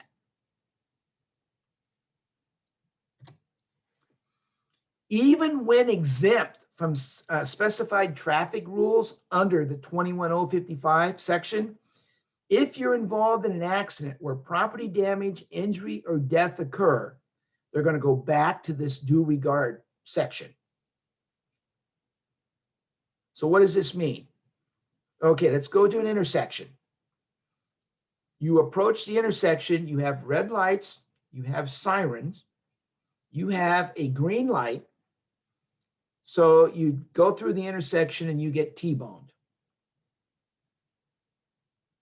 Okay, the question then will be, did you check left, right, left before you went through that intersection and cleared the intersection, even though you had the green light? Why? Because you have a duty, okay, under the due regard clause to avoid that accident. Again, the same thing. If you come up to the intersection, you have the red lights and siren, and you fail to clear the intersection before you proceed and you get hit, you're going to be held accountable. So I want to make sure that even though you followed the law, you can still be charged with your employer as a preventable accident, because it's going to be preventable, because the question will be, did you stop and look left, right, left, and make sure the intersection was clear before you entered that intersection? And if you would have done that, you would have seen the car coming, you would have noticed the car was not slowing or stopping, and you could have avoided that accident. Does everybody see the standard that you're being held to now? Okay. Deciding whether a driver has exercised due regard for the safety of others is always going to be based upon a specific set of circumstances. Certain principles will help guide a judge and a jury. Did the ambulance give sufficient notice of their approach? And failure to give notice until a collision is inevitable generally does not satisfy the principle of due regard.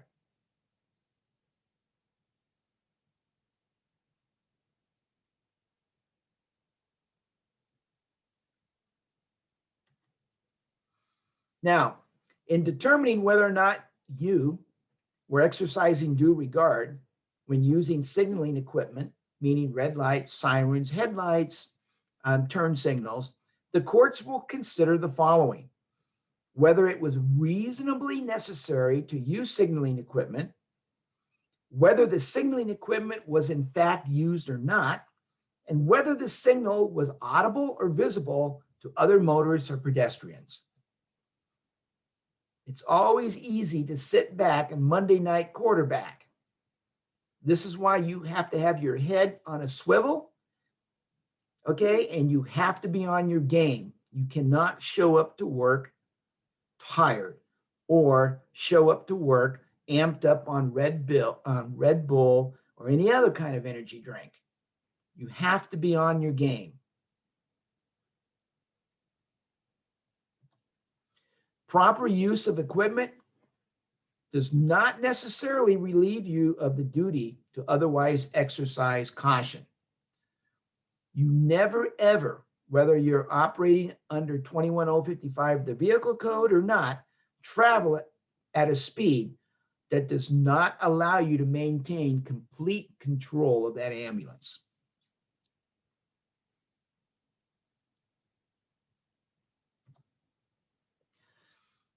If you're the driver of an authorized emergency vehicle, okay, and you observe that a motorist was not yielding the right of way and that a collision would probably result unless your speed was reduced and you fail to decelerate, that would result in a failure to drive with due regard for the safety of others.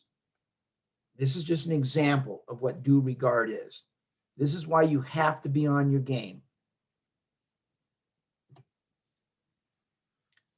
Anytime you operate that ambulance with willful and wanton disregard for the safety of persons and property when driving any vehicle upon a highway constitutes reckless driving. So what does that mean? Okay, I'll tell you what it means. Let's say visibility is down to 100 feet because of fog. The speed limit is 45 miles per hour. You're driving red lights and siren at 55 miles an hour. Okay, does that constitute willful and wanton disregard for the safety of persons and property? The answer to that is yes, it does. You could be charged with reckless driving. That is a misdemeanor in the state of California. If the speed limit is 35 and you're going on Interstate 10 through Banning and Beaumont, okay, and they're having a severe snowstorm, which they do have once in a while, and you're driving the speed limit, okay, the question then becomes, is your speed a safe speed for the driving conditions at the time that you're driving? So basically, it's a very simple rule. You never want to operate any vehicle, okay, at a speed that is considered unsafe for the current driving conditions, period. Let's talk a little bit about the siren on the ambulance. A study for the Society of Automotive Engineers indicated that sirens warn pedestrians and drivers of vehicles traveling in the same direction and ahead of the ambulance. However, sirens do not give sufficient warning to drivers of vehicles approaching head-on or traveling in converging roads. So you got to remember that. That's why a lot of ambulances now are equipped with air horns. The difficulty class in projecting the siren sound around corners in urban areas or ahead of ambulances traveling at increased speeds in rural areas can cause that warning time to be so short to allow the other drivers to yield the right of way. And think about this too. I mean, think about if you're driving a newer vehicle today and you got the windows rolled up and you're listening to the radio, look at an approaching ambulance with red lights and siren, and look at how close they are until you actually hear the siren. The other thing you need to remember, the faster you drive with that siren, okay, the shorter the distance, the audible sound of the siren will be heard by other drivers. The siren warning effectiveness distance to vehicles on crossroads is only about 1/3 of that of a vehicle straight ahead of the siren and traveling in the same direction.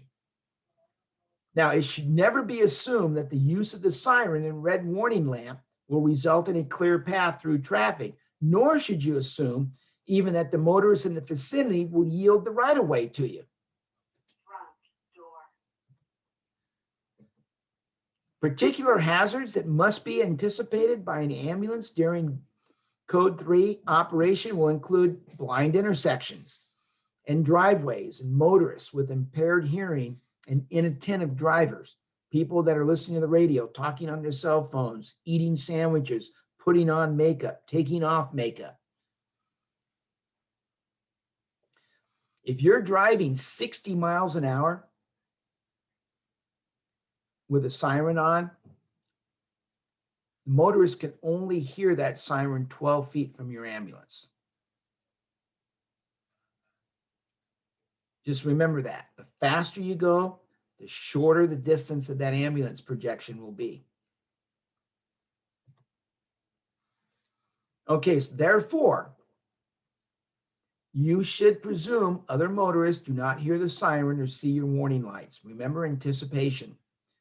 You have to be aware that some drivers are going to have difficulty locating the source of the siren. You're going to have to restrict the use of sirens to situations where they are most effective. Example, warning pedestrians and those drivers traveling at a reduced speed with low background noises. Most vehicles are almost soundproof today when you roll up the windows.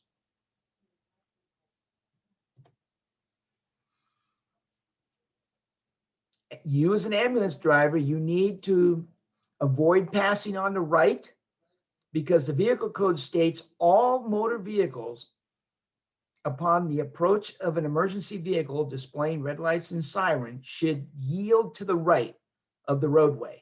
So if you're passing on the right, are you setting yourself up for a preventable accident? Absolutely. You never, ever want to pass on the right when you're rolling red lights and siren.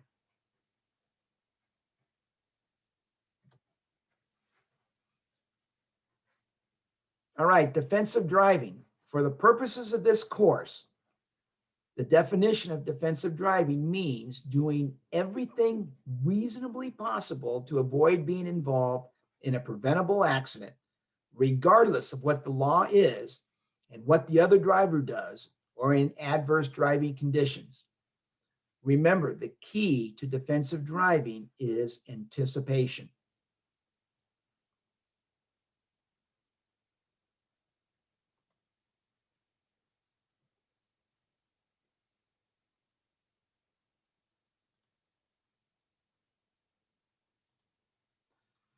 Okay, this is a good time for us to stop. We've been an hour and 5 minutes since our last break. Let's take a 10-minute stretch break, use the restroom, grab a cup of coffee or water, and I'll be back in 10 minutes, and we'll finish up the second half of this lecture on ambulance personnel training. Okay? All right, we'll see you back here in 10 minutes. Are the breaks good enough for you guys? I just want to make sure, because it's kind of hard teaching a class online. A lot of times instructors forget about the breaks.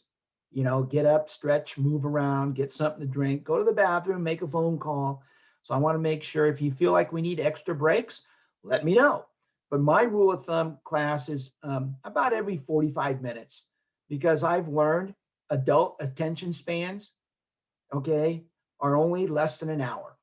And so when I do my staff meetings on the fire department, if I can't get it done in an hour, I do a second staff meeting later on.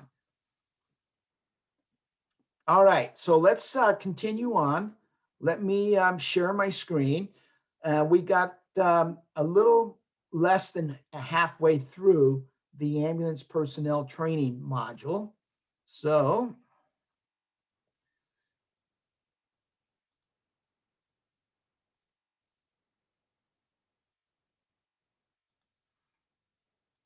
everybody can see the screen now. Oh my gosh. Okay, I hit the wrong button.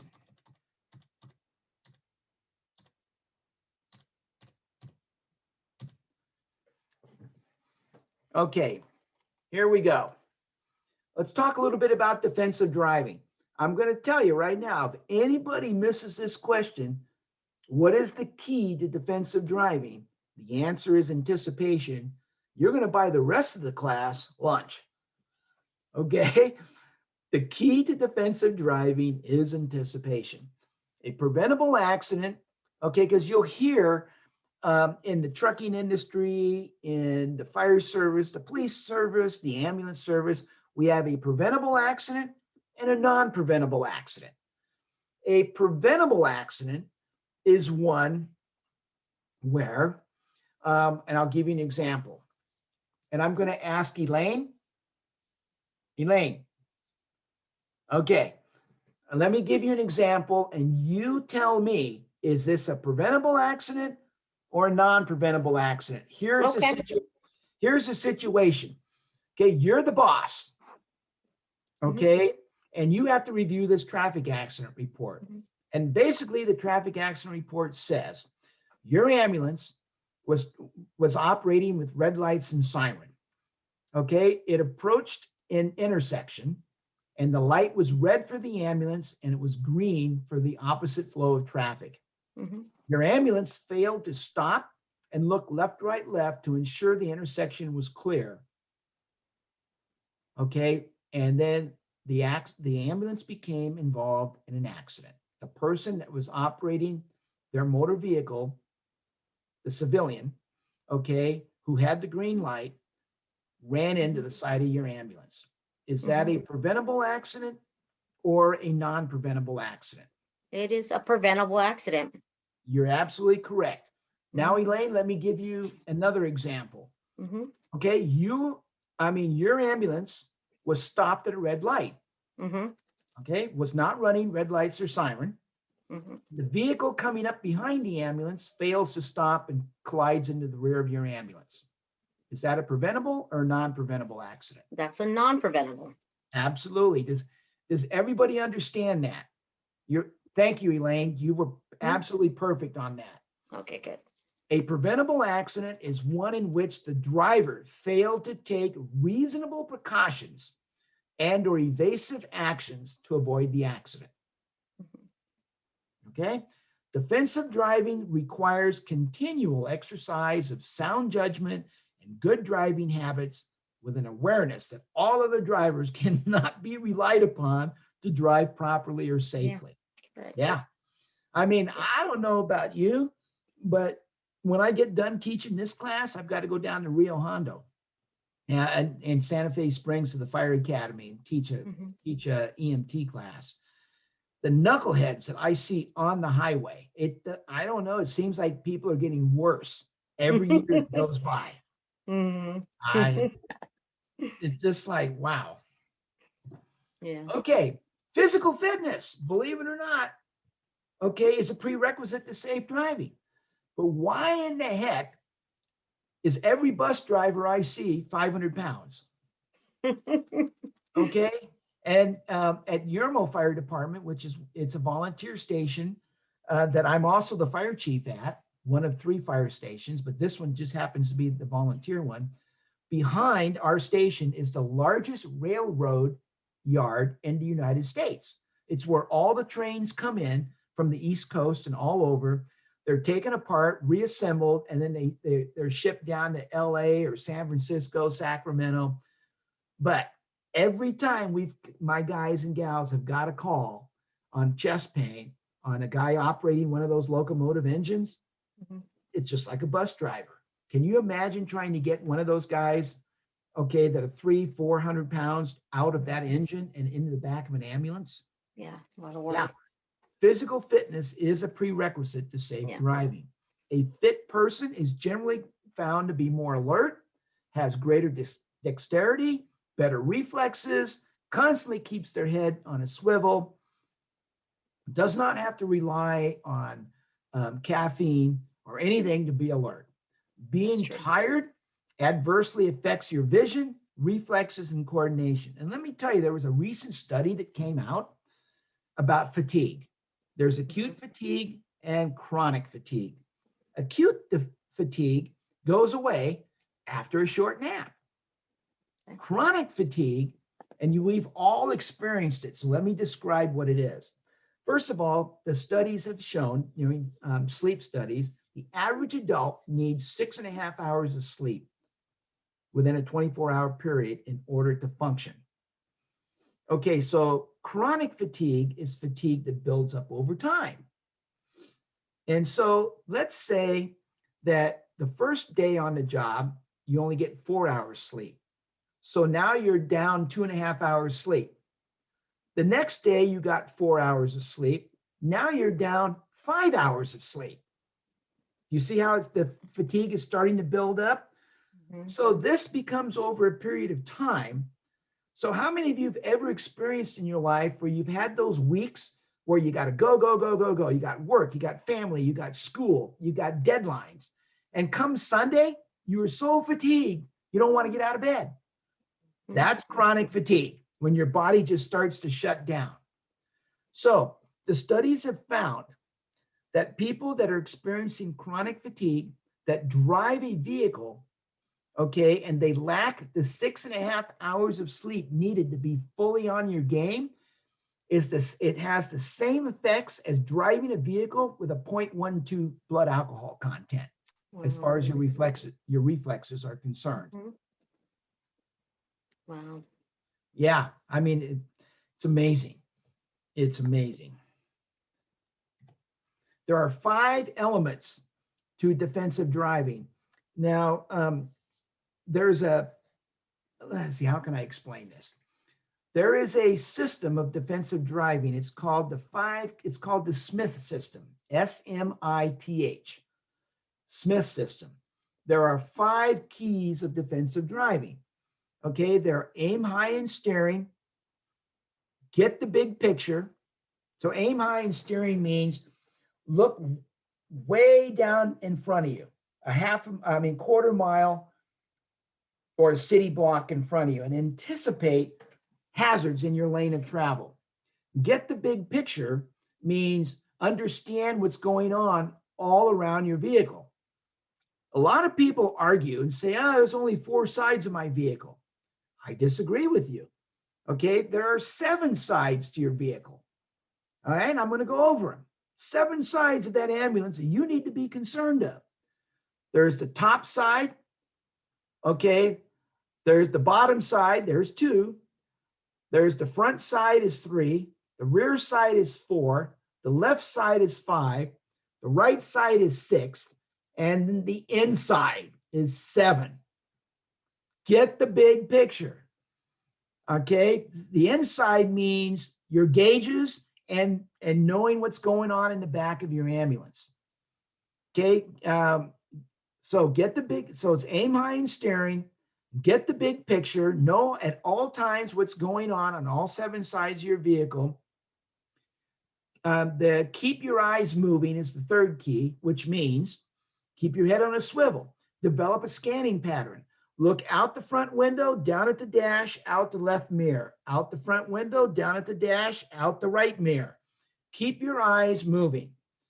Okay, that means also keep your eyes moving when you're at an intersection. Know who's behind you. Know who's on the side of you. When I administer driving tests, one of my favorite things is going under a bridge. And then once we pass under the bridge, I'll say, what was the height of the bridge? 9 out of 10 drivers, I don't know. So you didn't get the big picture. You didn't see the sign that said the bridge height was 12.6 and the height of your truck is 13.9. At that time, you need to ask yourself a question. Do you want to be the bug or do you want to be the windshield?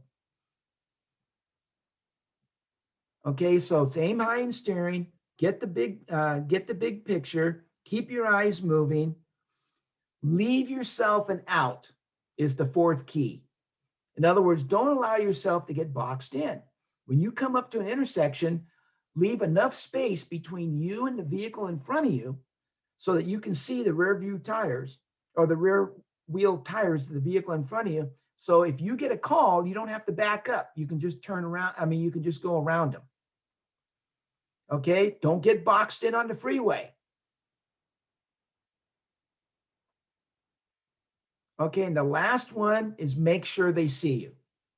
So make sure they see you. Make eye contact. Okay, use headlights, use sirens, use turn signals. Make sure they see you. So let me review the 5 keys of defensive driving. And I remember it like this. All good kids love milk. So A, aim high in steering. G, get the big picture. K, keep your eyes moving. L, leave yourself an out. And M, make sure they see you. Anytime a driver violates one of those keys of defensive driving, you're setting yourself up for an accident. Next week, when we are in class, we're going to see some pictures. And I'm going to ask you, okay, which of the keys of defensive driving did this driver violate?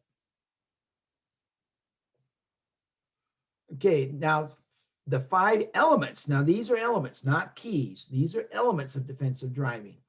You got to have knowledge of the laws, knowledge that everybody else are idiots out on the highway. You've got to be alert. You got to be on your game. Head has to be on a swivel. Okay, you got to have good vision. You got to be able to distinguish between red, yellow, green. You can't be colorblind. You have to exercise good judgment. And you have to have a certain skill level to operate that ambulance because you're going to be held to a higher level, okay, than the average driver out there because you are now the professional. And I got to tell you, okay, on and off duty, anytime you get involved in an off-duty incident involving the vehicle or the law, your employer is going to be notified. So remember that, you have to be like Joe Friday on Dragnet. You've got to be squared away. The public trusts you and I in what we do. Let's talk about knowledge. Remember, that was the first of the 5 elements of defensive driving. You have to know the rules of the road, be aware of the proper standard operating procedures and the procedures for safely passing, yielding the right of way, and any other maneuvers. You have to know your own limitations, the vehicle's limitations, and the limitation that's imposed by the environment that you're operating in. Never lose respect of the environment you live in and operate in and play in. What does that mean? Okay, in my career, I've had people drown in 5 feet of water. People driving on the road out here in the desert. We get a lot of people that come up here that live in LA, and they're not used to driving on 2-lane roadways. They're used to pulling off the road, taking pictures and getting back on the road. They don't understand up here, our sand is like quicksand. You pull a 4,000-pound vehicle off, you think you're going to be able to pull it out of the sand? Nope. People that aren't used to driving on a 2-lane road going from LA to the river, and they're traveling down Highway 62, and they turn around to hand a hamburger to the kids in the back, and the vehicle drifts off to the right and into the sand. And then these people panic and they jerk the wheel to the left, and the tire cannot regain traction, and the vehicle rolls end over end on the side. That's what I mean about losing respect for the environment you're operating in. The second of the 5 elements is being alert. The driver must develop your powers of observation and be fully aware of the situation at hand. So this means keep your eyes moving, aim high in steering, okay, getting the big picture. You also must be alert to potential hazards and changing weather and road conditions when you're operating an emergency vehicle. And not you, I guess as you guys and gals get older in life, you're going to understand that not everybody can do certain jobs. And I'll pick on myself. I'm the kind of guy that does not like to sit in a huge office in a cubicle all day long, sending emails back and forth to the guy at the cubicle, 3 cubicles down. I couldn't do that. That is not meant for me. Okay. I've got to be outside. I've got to be working with people again. And then there's some people, they can't be a firefighter or they can't be an EMT because they can't deal with death. So that doesn't mean people are bad.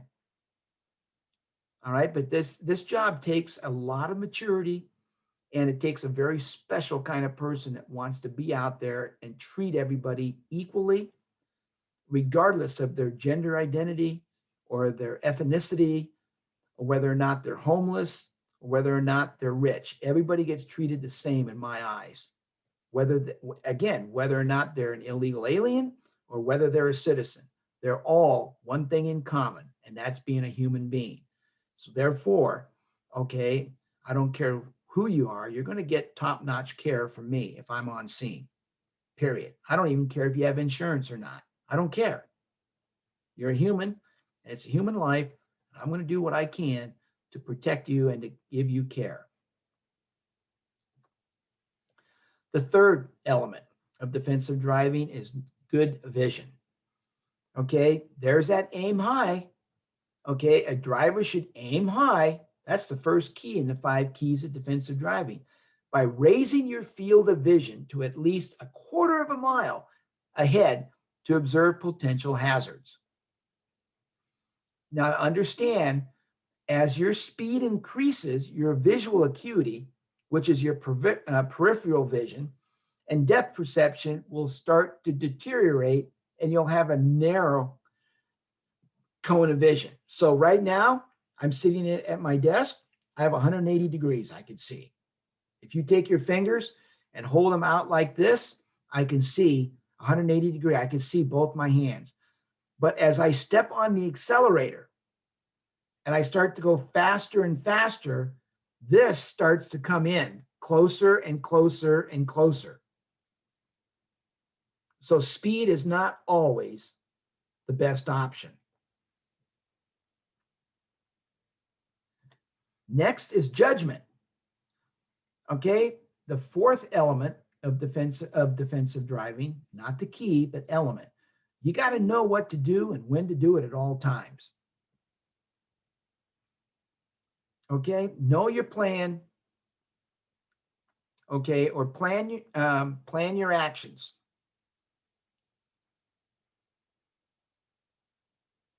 Know your plan and plan your actions. Your skill set. You must have a good basic knowledge of how to handle the ambulance, and the skill is the result of proper training and practice. And you'll be put through the test. Like I said, too bad we're in COVID right now, because I like the last 2 or 3 class meetings when we're out on the driving course.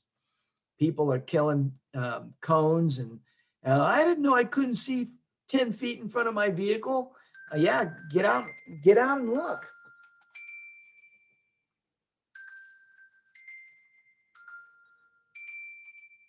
Hang on 1 second. Let me call him back. Okay. So this is why some ambulance companies and fire departments have driver training every quarter. Some have them twice a year. Some do it annually.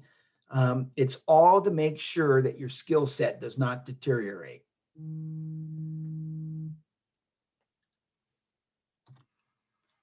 Some basic driving tips. Let's talk about basic control. The driver can only control your vehicle's speed and direction. When a person loses control of their vehicle, it usually results from driving too fast for the roadway conditions. You accelerate too hard. Okay, you brake inappropriately. In other words, rapid vehicle weight shift. You change directions too abruptly because the ambulance has a high center of gravity. Next thing you know, you overturn your ambulance. Or you're taking a curve at too high of a speed and centrifugal force, okay, forces your ambulance off the road and over the side. So I hopefully everybody understands, you as a driver can only control your speed and direction. Most accidents with emergency vehicles, okay, the number one accident with emergency vehicles is slow maneuvering, okay, backing accidents. The second cause of accidents in emergency vehicles are excessive speed. And remember, remember due regard, you never want to operate your ambulance at a speed that is unsafe for the current roadway conditions, ever. Braking mishaps, or I'm sorry, backing mishaps. Backing maneuvers account for a large proportion of our emergency vehicle accidents because you don't have a rear view mirror. All right, you have a blind spot. Therefore, your partner, most ambulance companies require your partner to get out and spot you backing the ambulance. Most newer modern ambulances also have a rear view camera mounted. So backing accidents is the number one cause of slow maneuvering accidents. Therefore, most ambulance companies have a policy, you never back an ambulance, okay, unless it's absolutely necessary. If you notice UPS, look at UPS. Do you know they have a policy that they can only make right turns? And they set their delivery routes up for all right turns. You know why? Because left turns, you have to turn in opposing traffic and it increases the risks. Notice your utility vehicles always place a road cone, a traffic cone at the front and at the rear of the vehicle. Why? Because it forces the driver, before they move the vehicle, to go to the back and look around and pick up the cone and go to the front. Okay, so there's a reason why these companies have these policies. Now, while relatively minor, such incidents can result in the following consequences. Okay, number one, the ambulance has to be taken out of service. Even though it's a fender bender, it has to be taken out of service. Costly repairs come right off the bottom line. And when we throw money in costly repairs that are unneeded, it's like you taking a wheelbarrow of money and flushing it down the toilet, and there goes your pay raise. It causes additional paperwork and additional work for people. It creates a poor public image. Okay, it increases the insurance rates, not only at the ambulance company, but if you're found at fault, your private insurance company rates will go up on your vehicle. And it could jeopardize your employment. A lot of consequences for just a minor fender bender. Bottom line, don't take risks.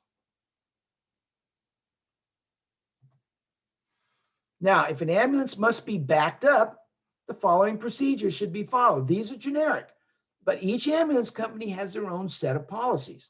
A station crew, you're going to station the crew member outside and to the left rear of the ambulance as a spotter. You're going to check for pedestrians and obstacles, and you can back slowly. You need to constantly keep your head on the swivel and check your mirrors. You want to stop backing immediately if you can't see your spotter in your mirrors. And the reason why you do that, because you don't know if you're going to back over the spotter. If you can't see them, they may be behind your vehicle in the blind spot, and you keep backing, and wow. I mean, that happened to the Los Angeles City Fire Department about 20 years ago. A female was up at Griffith Park, was backing up the engine, and she got out of the sight of the driver because she got in behind the engine and backed right over her and killed her. So the general rule of thumb is if you lose sight of your spotter in your mirrors, you stop. You do not keep backing.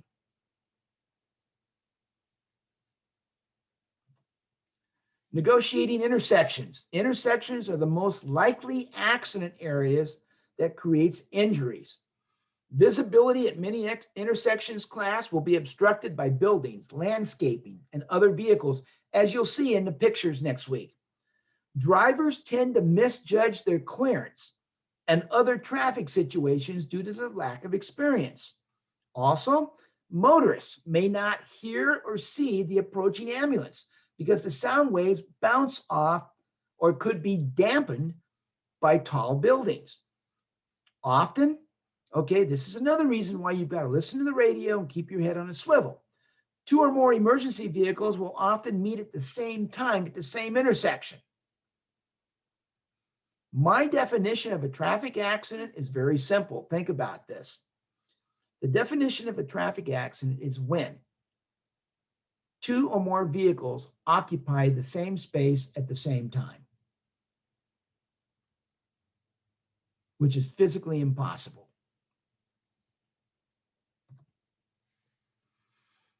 When you tend to negotiate intersections, you should check for actual or potential hazards well in advance of the intersection. I start scanning the intersection 100 feet from the intersection. You need to look left, then to the right, and then left again before you enter that intersection. You also need to maintain a safe following distance, particularly if you're following another emergency vehicle because of the evasive actions. How many of you have seen people just when they see an ambulance or a fire truck or a police car coming, slam their brake on right in the middle of the intersection and stop instead of pulling out of the intersection or pulling over to the right and stopping? They just stop right where they're at. Okay, you have to be cognizant of that. Remember, anticipate that the other people have no clue what they're going to do. And look at other people's behaviors when you're driving in your own vehicle. Look at them. They have no clue what's going on around their vehicle. Talking on the cell phone, eating sandwiches, putting on makeup, guys trimming their nose hair. Yeah, I've seen it all. It's ridiculous. Okay, make sure you follow at a safe distance. This enables you to stop or steer around without emergency braking, okay, and without causing an accident. Okay, this is greater than the distance required for reaction time, which is 3/4 of a second, but less than the total stopping distance. Okay, in keeping a separation distance of at least 3 seconds between the ambulance and the vehicle being followed automatically increases the following distance as your speed increases. I mean, just think about it. If you're traveling 60 miles an hour, okay, or let's just say 55 miles an hour, or let's just say 50 miles an hour, okay, you're traveling 75 feet a second.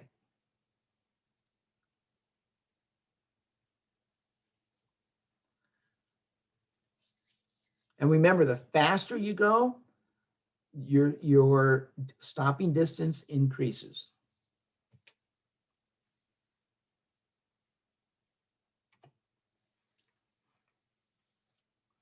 Now, you need to increase your stopping distance 50% if your ambulance is large and or heavy.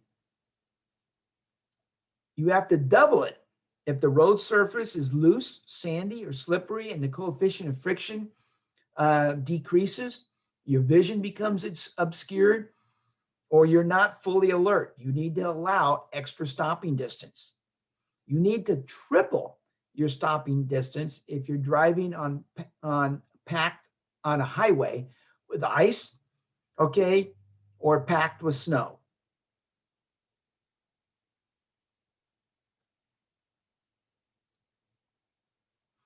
A lot of times I won't even drive with red lights and siren in a snowstorm.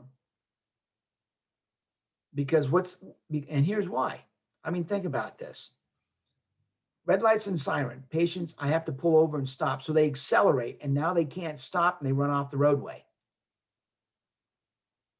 I caused that accident. How about on the freeway, running red lights and siren on the freeway? Okay, so the law says all vehicles should pull over to the right and stop.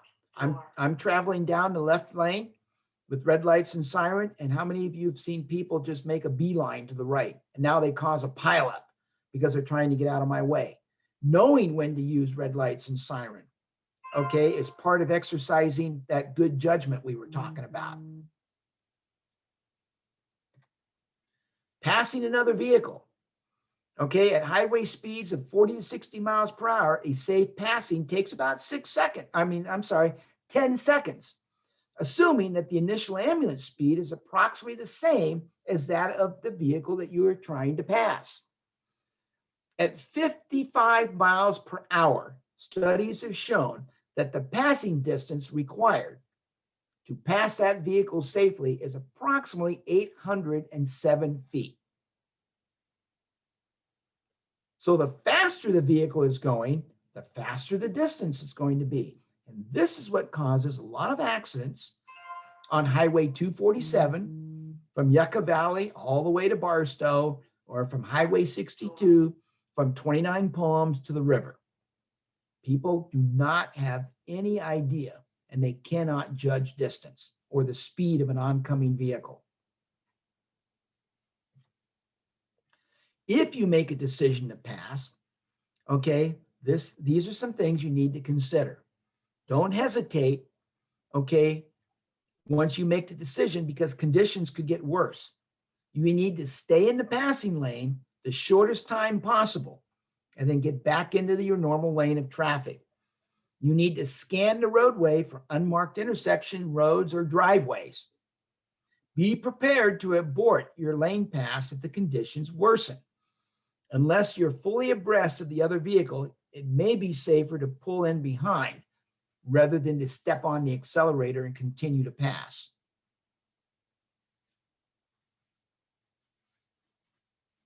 And normally I don't pass any vehicles unless they're going way below the speed limit.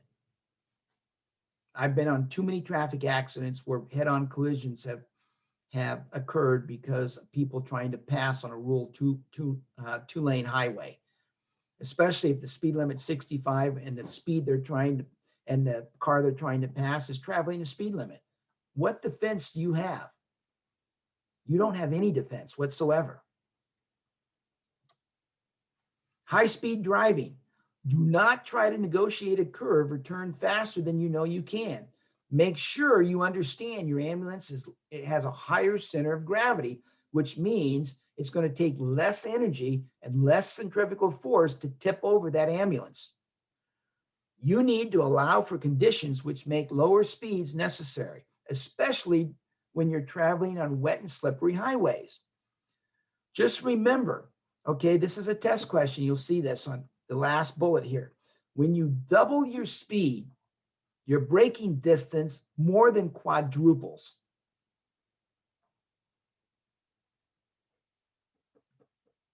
Remember that last bullet. When you double your speed, your braking distance more than quadruples.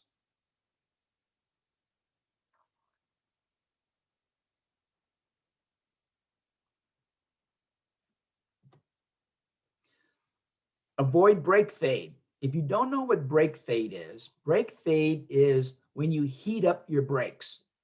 Your brake pads and your disc pads and your brake shoes become so hot that they begin to feel like a sponge.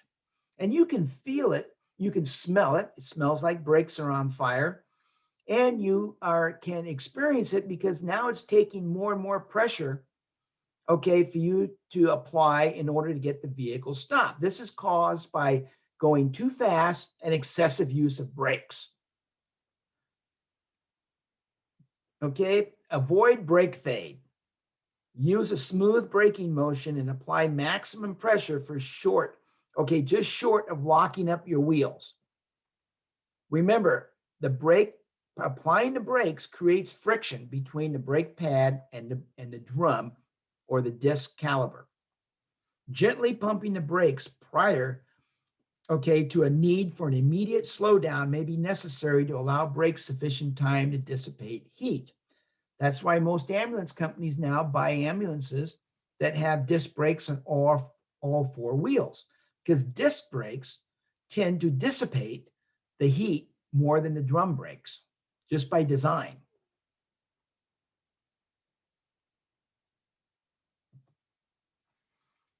Adverse driving conditions resulting from darkness, weather, or visibility restrictions, okay, can be made less hazardous by taking certain precautions and recognizing the environment you're operating in.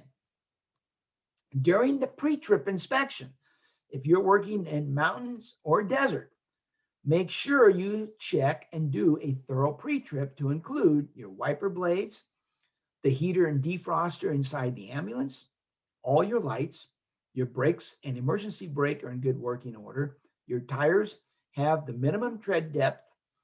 The state of California, as a minimum in the vehicle code, states the tire tread depth on this front axle can be no less than 4/32 of rubber, and on the drive axle, which is the rear axle, no less than 2/32 of rubber.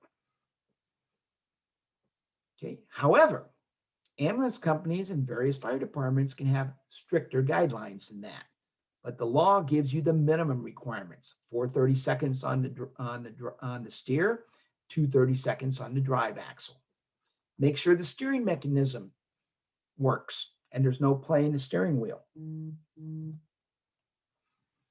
need to make sure you understand that you drive at a speed that's appropriate for the conditions and increase the following distance. During darkness class, keep the windshield clean and make sure your instrument lights are dim. Keep your eyes moving. Use the Smith system. Aim high in steering. Get the big picture. Keep your eyes moving. Leave yourself an out. And make sure they see you.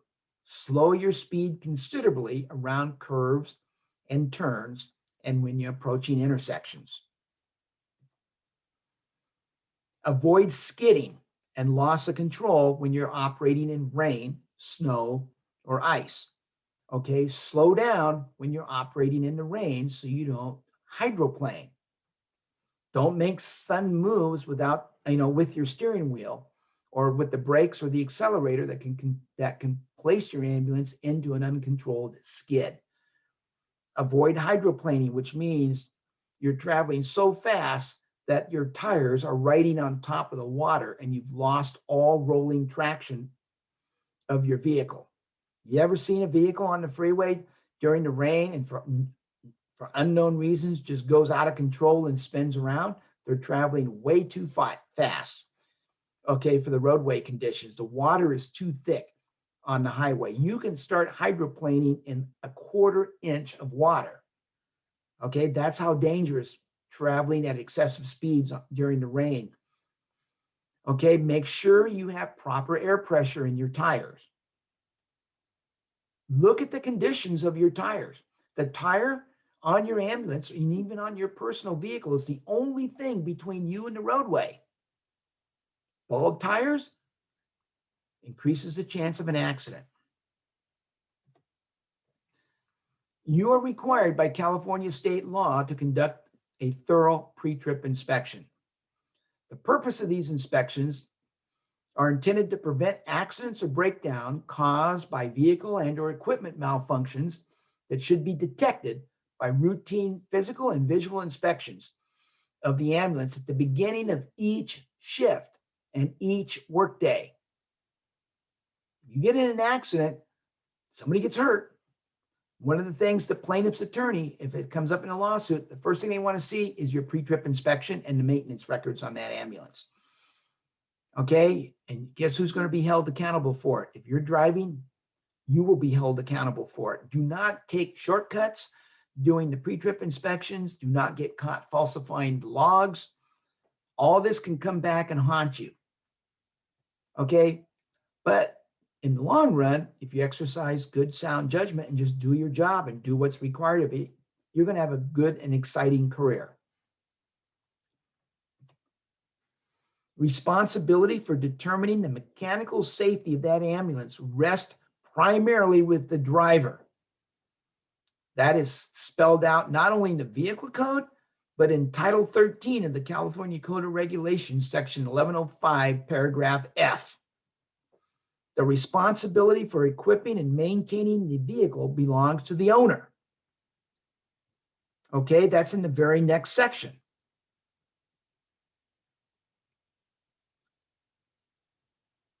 You're held for the mechanical part of that ambulance when you leave the driveway. And the owner's responsible for making sure it's properly equipped and maintained.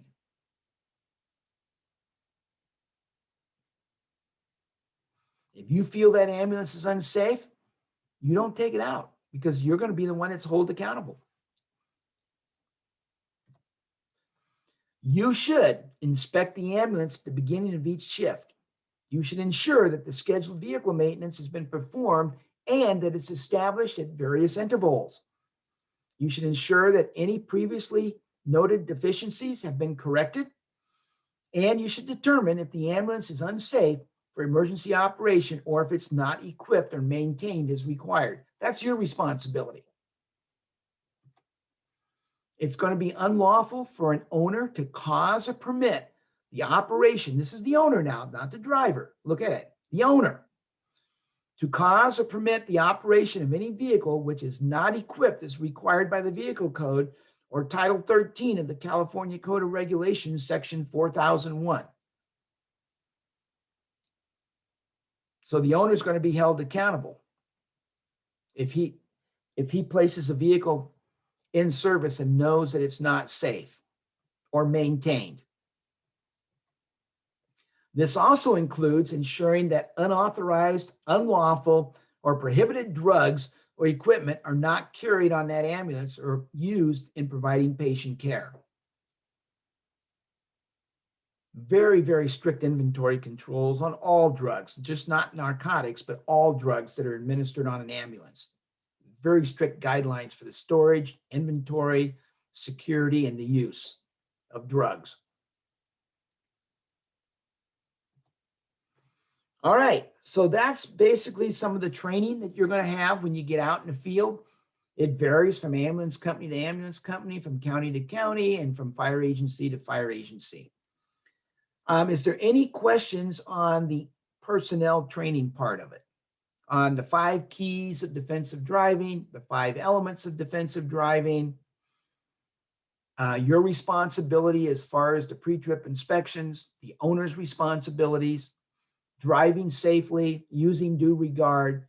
And again, all this that I've talked about today, I'll post the recording of today's lecture, and you have 24 hours a day, 7 days a week access to the lectures and to the PowerPoints. Is there any questions I can ask that I can answer now? And if not, and during the next few days, as you go through and you listen to the lecture after I close caption it and get it ready to post, please feel free to email me or just call me, okay? And I'll be more than happy to clarify anything. Any more questions before I take roll call? All right, I'm going to stop sharing this screen. I'm going to go back.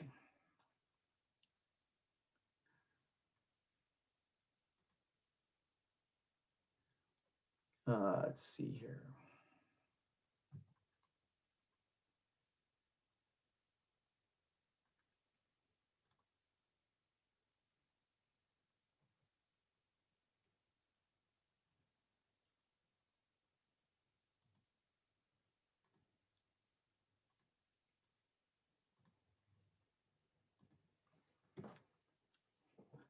All right, Emily, you here? Yeah, I'm here. All right, and I know Skylar's here. How about Mary Lynn? Here. America? Here. All right, Perla? Here. And I know Robert's here. Jeremiah? Here. Elaine Evans? Here. Herman? Here. Mackenzie? Here. Bianca? Here. Where's your picture? I'll do that today. All right, otherwise I'm gonna have to put a low jack on you. Okay. Marissa?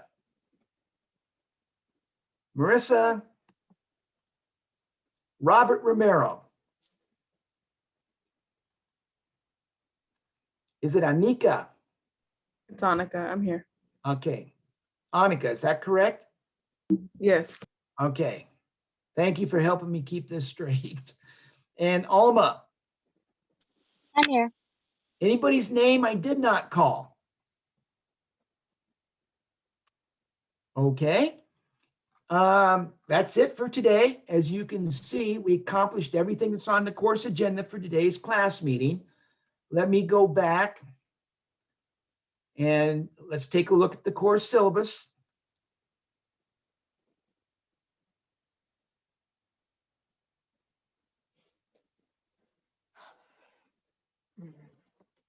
Okay, blow it up so we can all see it.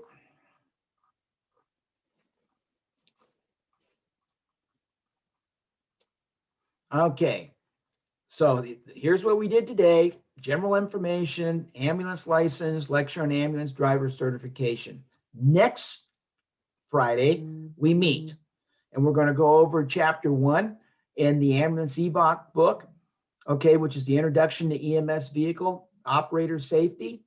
We're going to do making safety a priority, and then we're going to do EMS vehicle operation and the law. Okay, so I ask that you read chapters 1 through 6, pages 1 through 68 over the next couple of weeks, because you notice we're doing 1, 2, and 3 on February 26th, and then we come back on March 5th, and we do chapters 4 and 5. So kind of space your reading out as you look at this. All right, and then again, we come back on March 12th. So I just want to make sure it's not just every other week. Sometimes it's back to back because of the holidays. So I want to make sure that everybody understands on page 5, okay, and 6 on the course syllabus is our meeting dates. Also, take a look at this. All students are required to check the course announcements the day of our class meeting to obtain the Zoom meeting invitation. And the new passcode and a new meeting ID will be issued for each class meeting. And Zoom has changed their policy. I used to have one Zoom password and meeting ID number until a new phenomenon occurred. And this is called Zoom blasting. I don't know if any of you have ever heard of Zoom blasting? I was in a fire chiefs meeting and we were doing Zoom. This is from all the fire chiefs up and down the state. And several people Zoom blasted and was putting up pornography, cussing, yelling, screaming, making fun of people. And they bust into the Zoom meeting. And so now every time we do a Zoom class, I have to have a new passcode and a new meeting. So I ask that, please check your course announcements right before you come to class. All right. So you can click on new passcode and new meeting ID to prevent this from happening to our class. Okay. Yeah. All right. Anything else we need to talk about? Let's see. Everything else seemed to be pretty good. Okay, so what I'm going to do now is we're going to conclude class. And then later on today, I'm going to close caption today's class meeting and post it in the course announcements so you can have a recording of the whole class. Okay, and then also the PowerPoints are made available. If you look in the Canvas and open up the module section, you'll see today's class notes. I put them in a note format for you. All right, so if you want to listen to the lecture again at a slower pace, at a time that is convenient for you, you can do that and make additional notes. Always rest assured though, and do not get stressed out. We will do a very thorough, okay, study session, all of us together, okay, before you attempt to take that final exam, okay? I've never had one person fail this class with less than an 85%. All right, so let's don't stress ourselves out. We will start this together and we will finish this together. Okay, any other Okay. questions? No. All right, Yes, sir. please have a great weekend. If you need additional help between now and next Friday, give me a call. And don't forget, please check your course announcements right before you log into class to make sure you have the brand new passcode and meeting ID number, okay?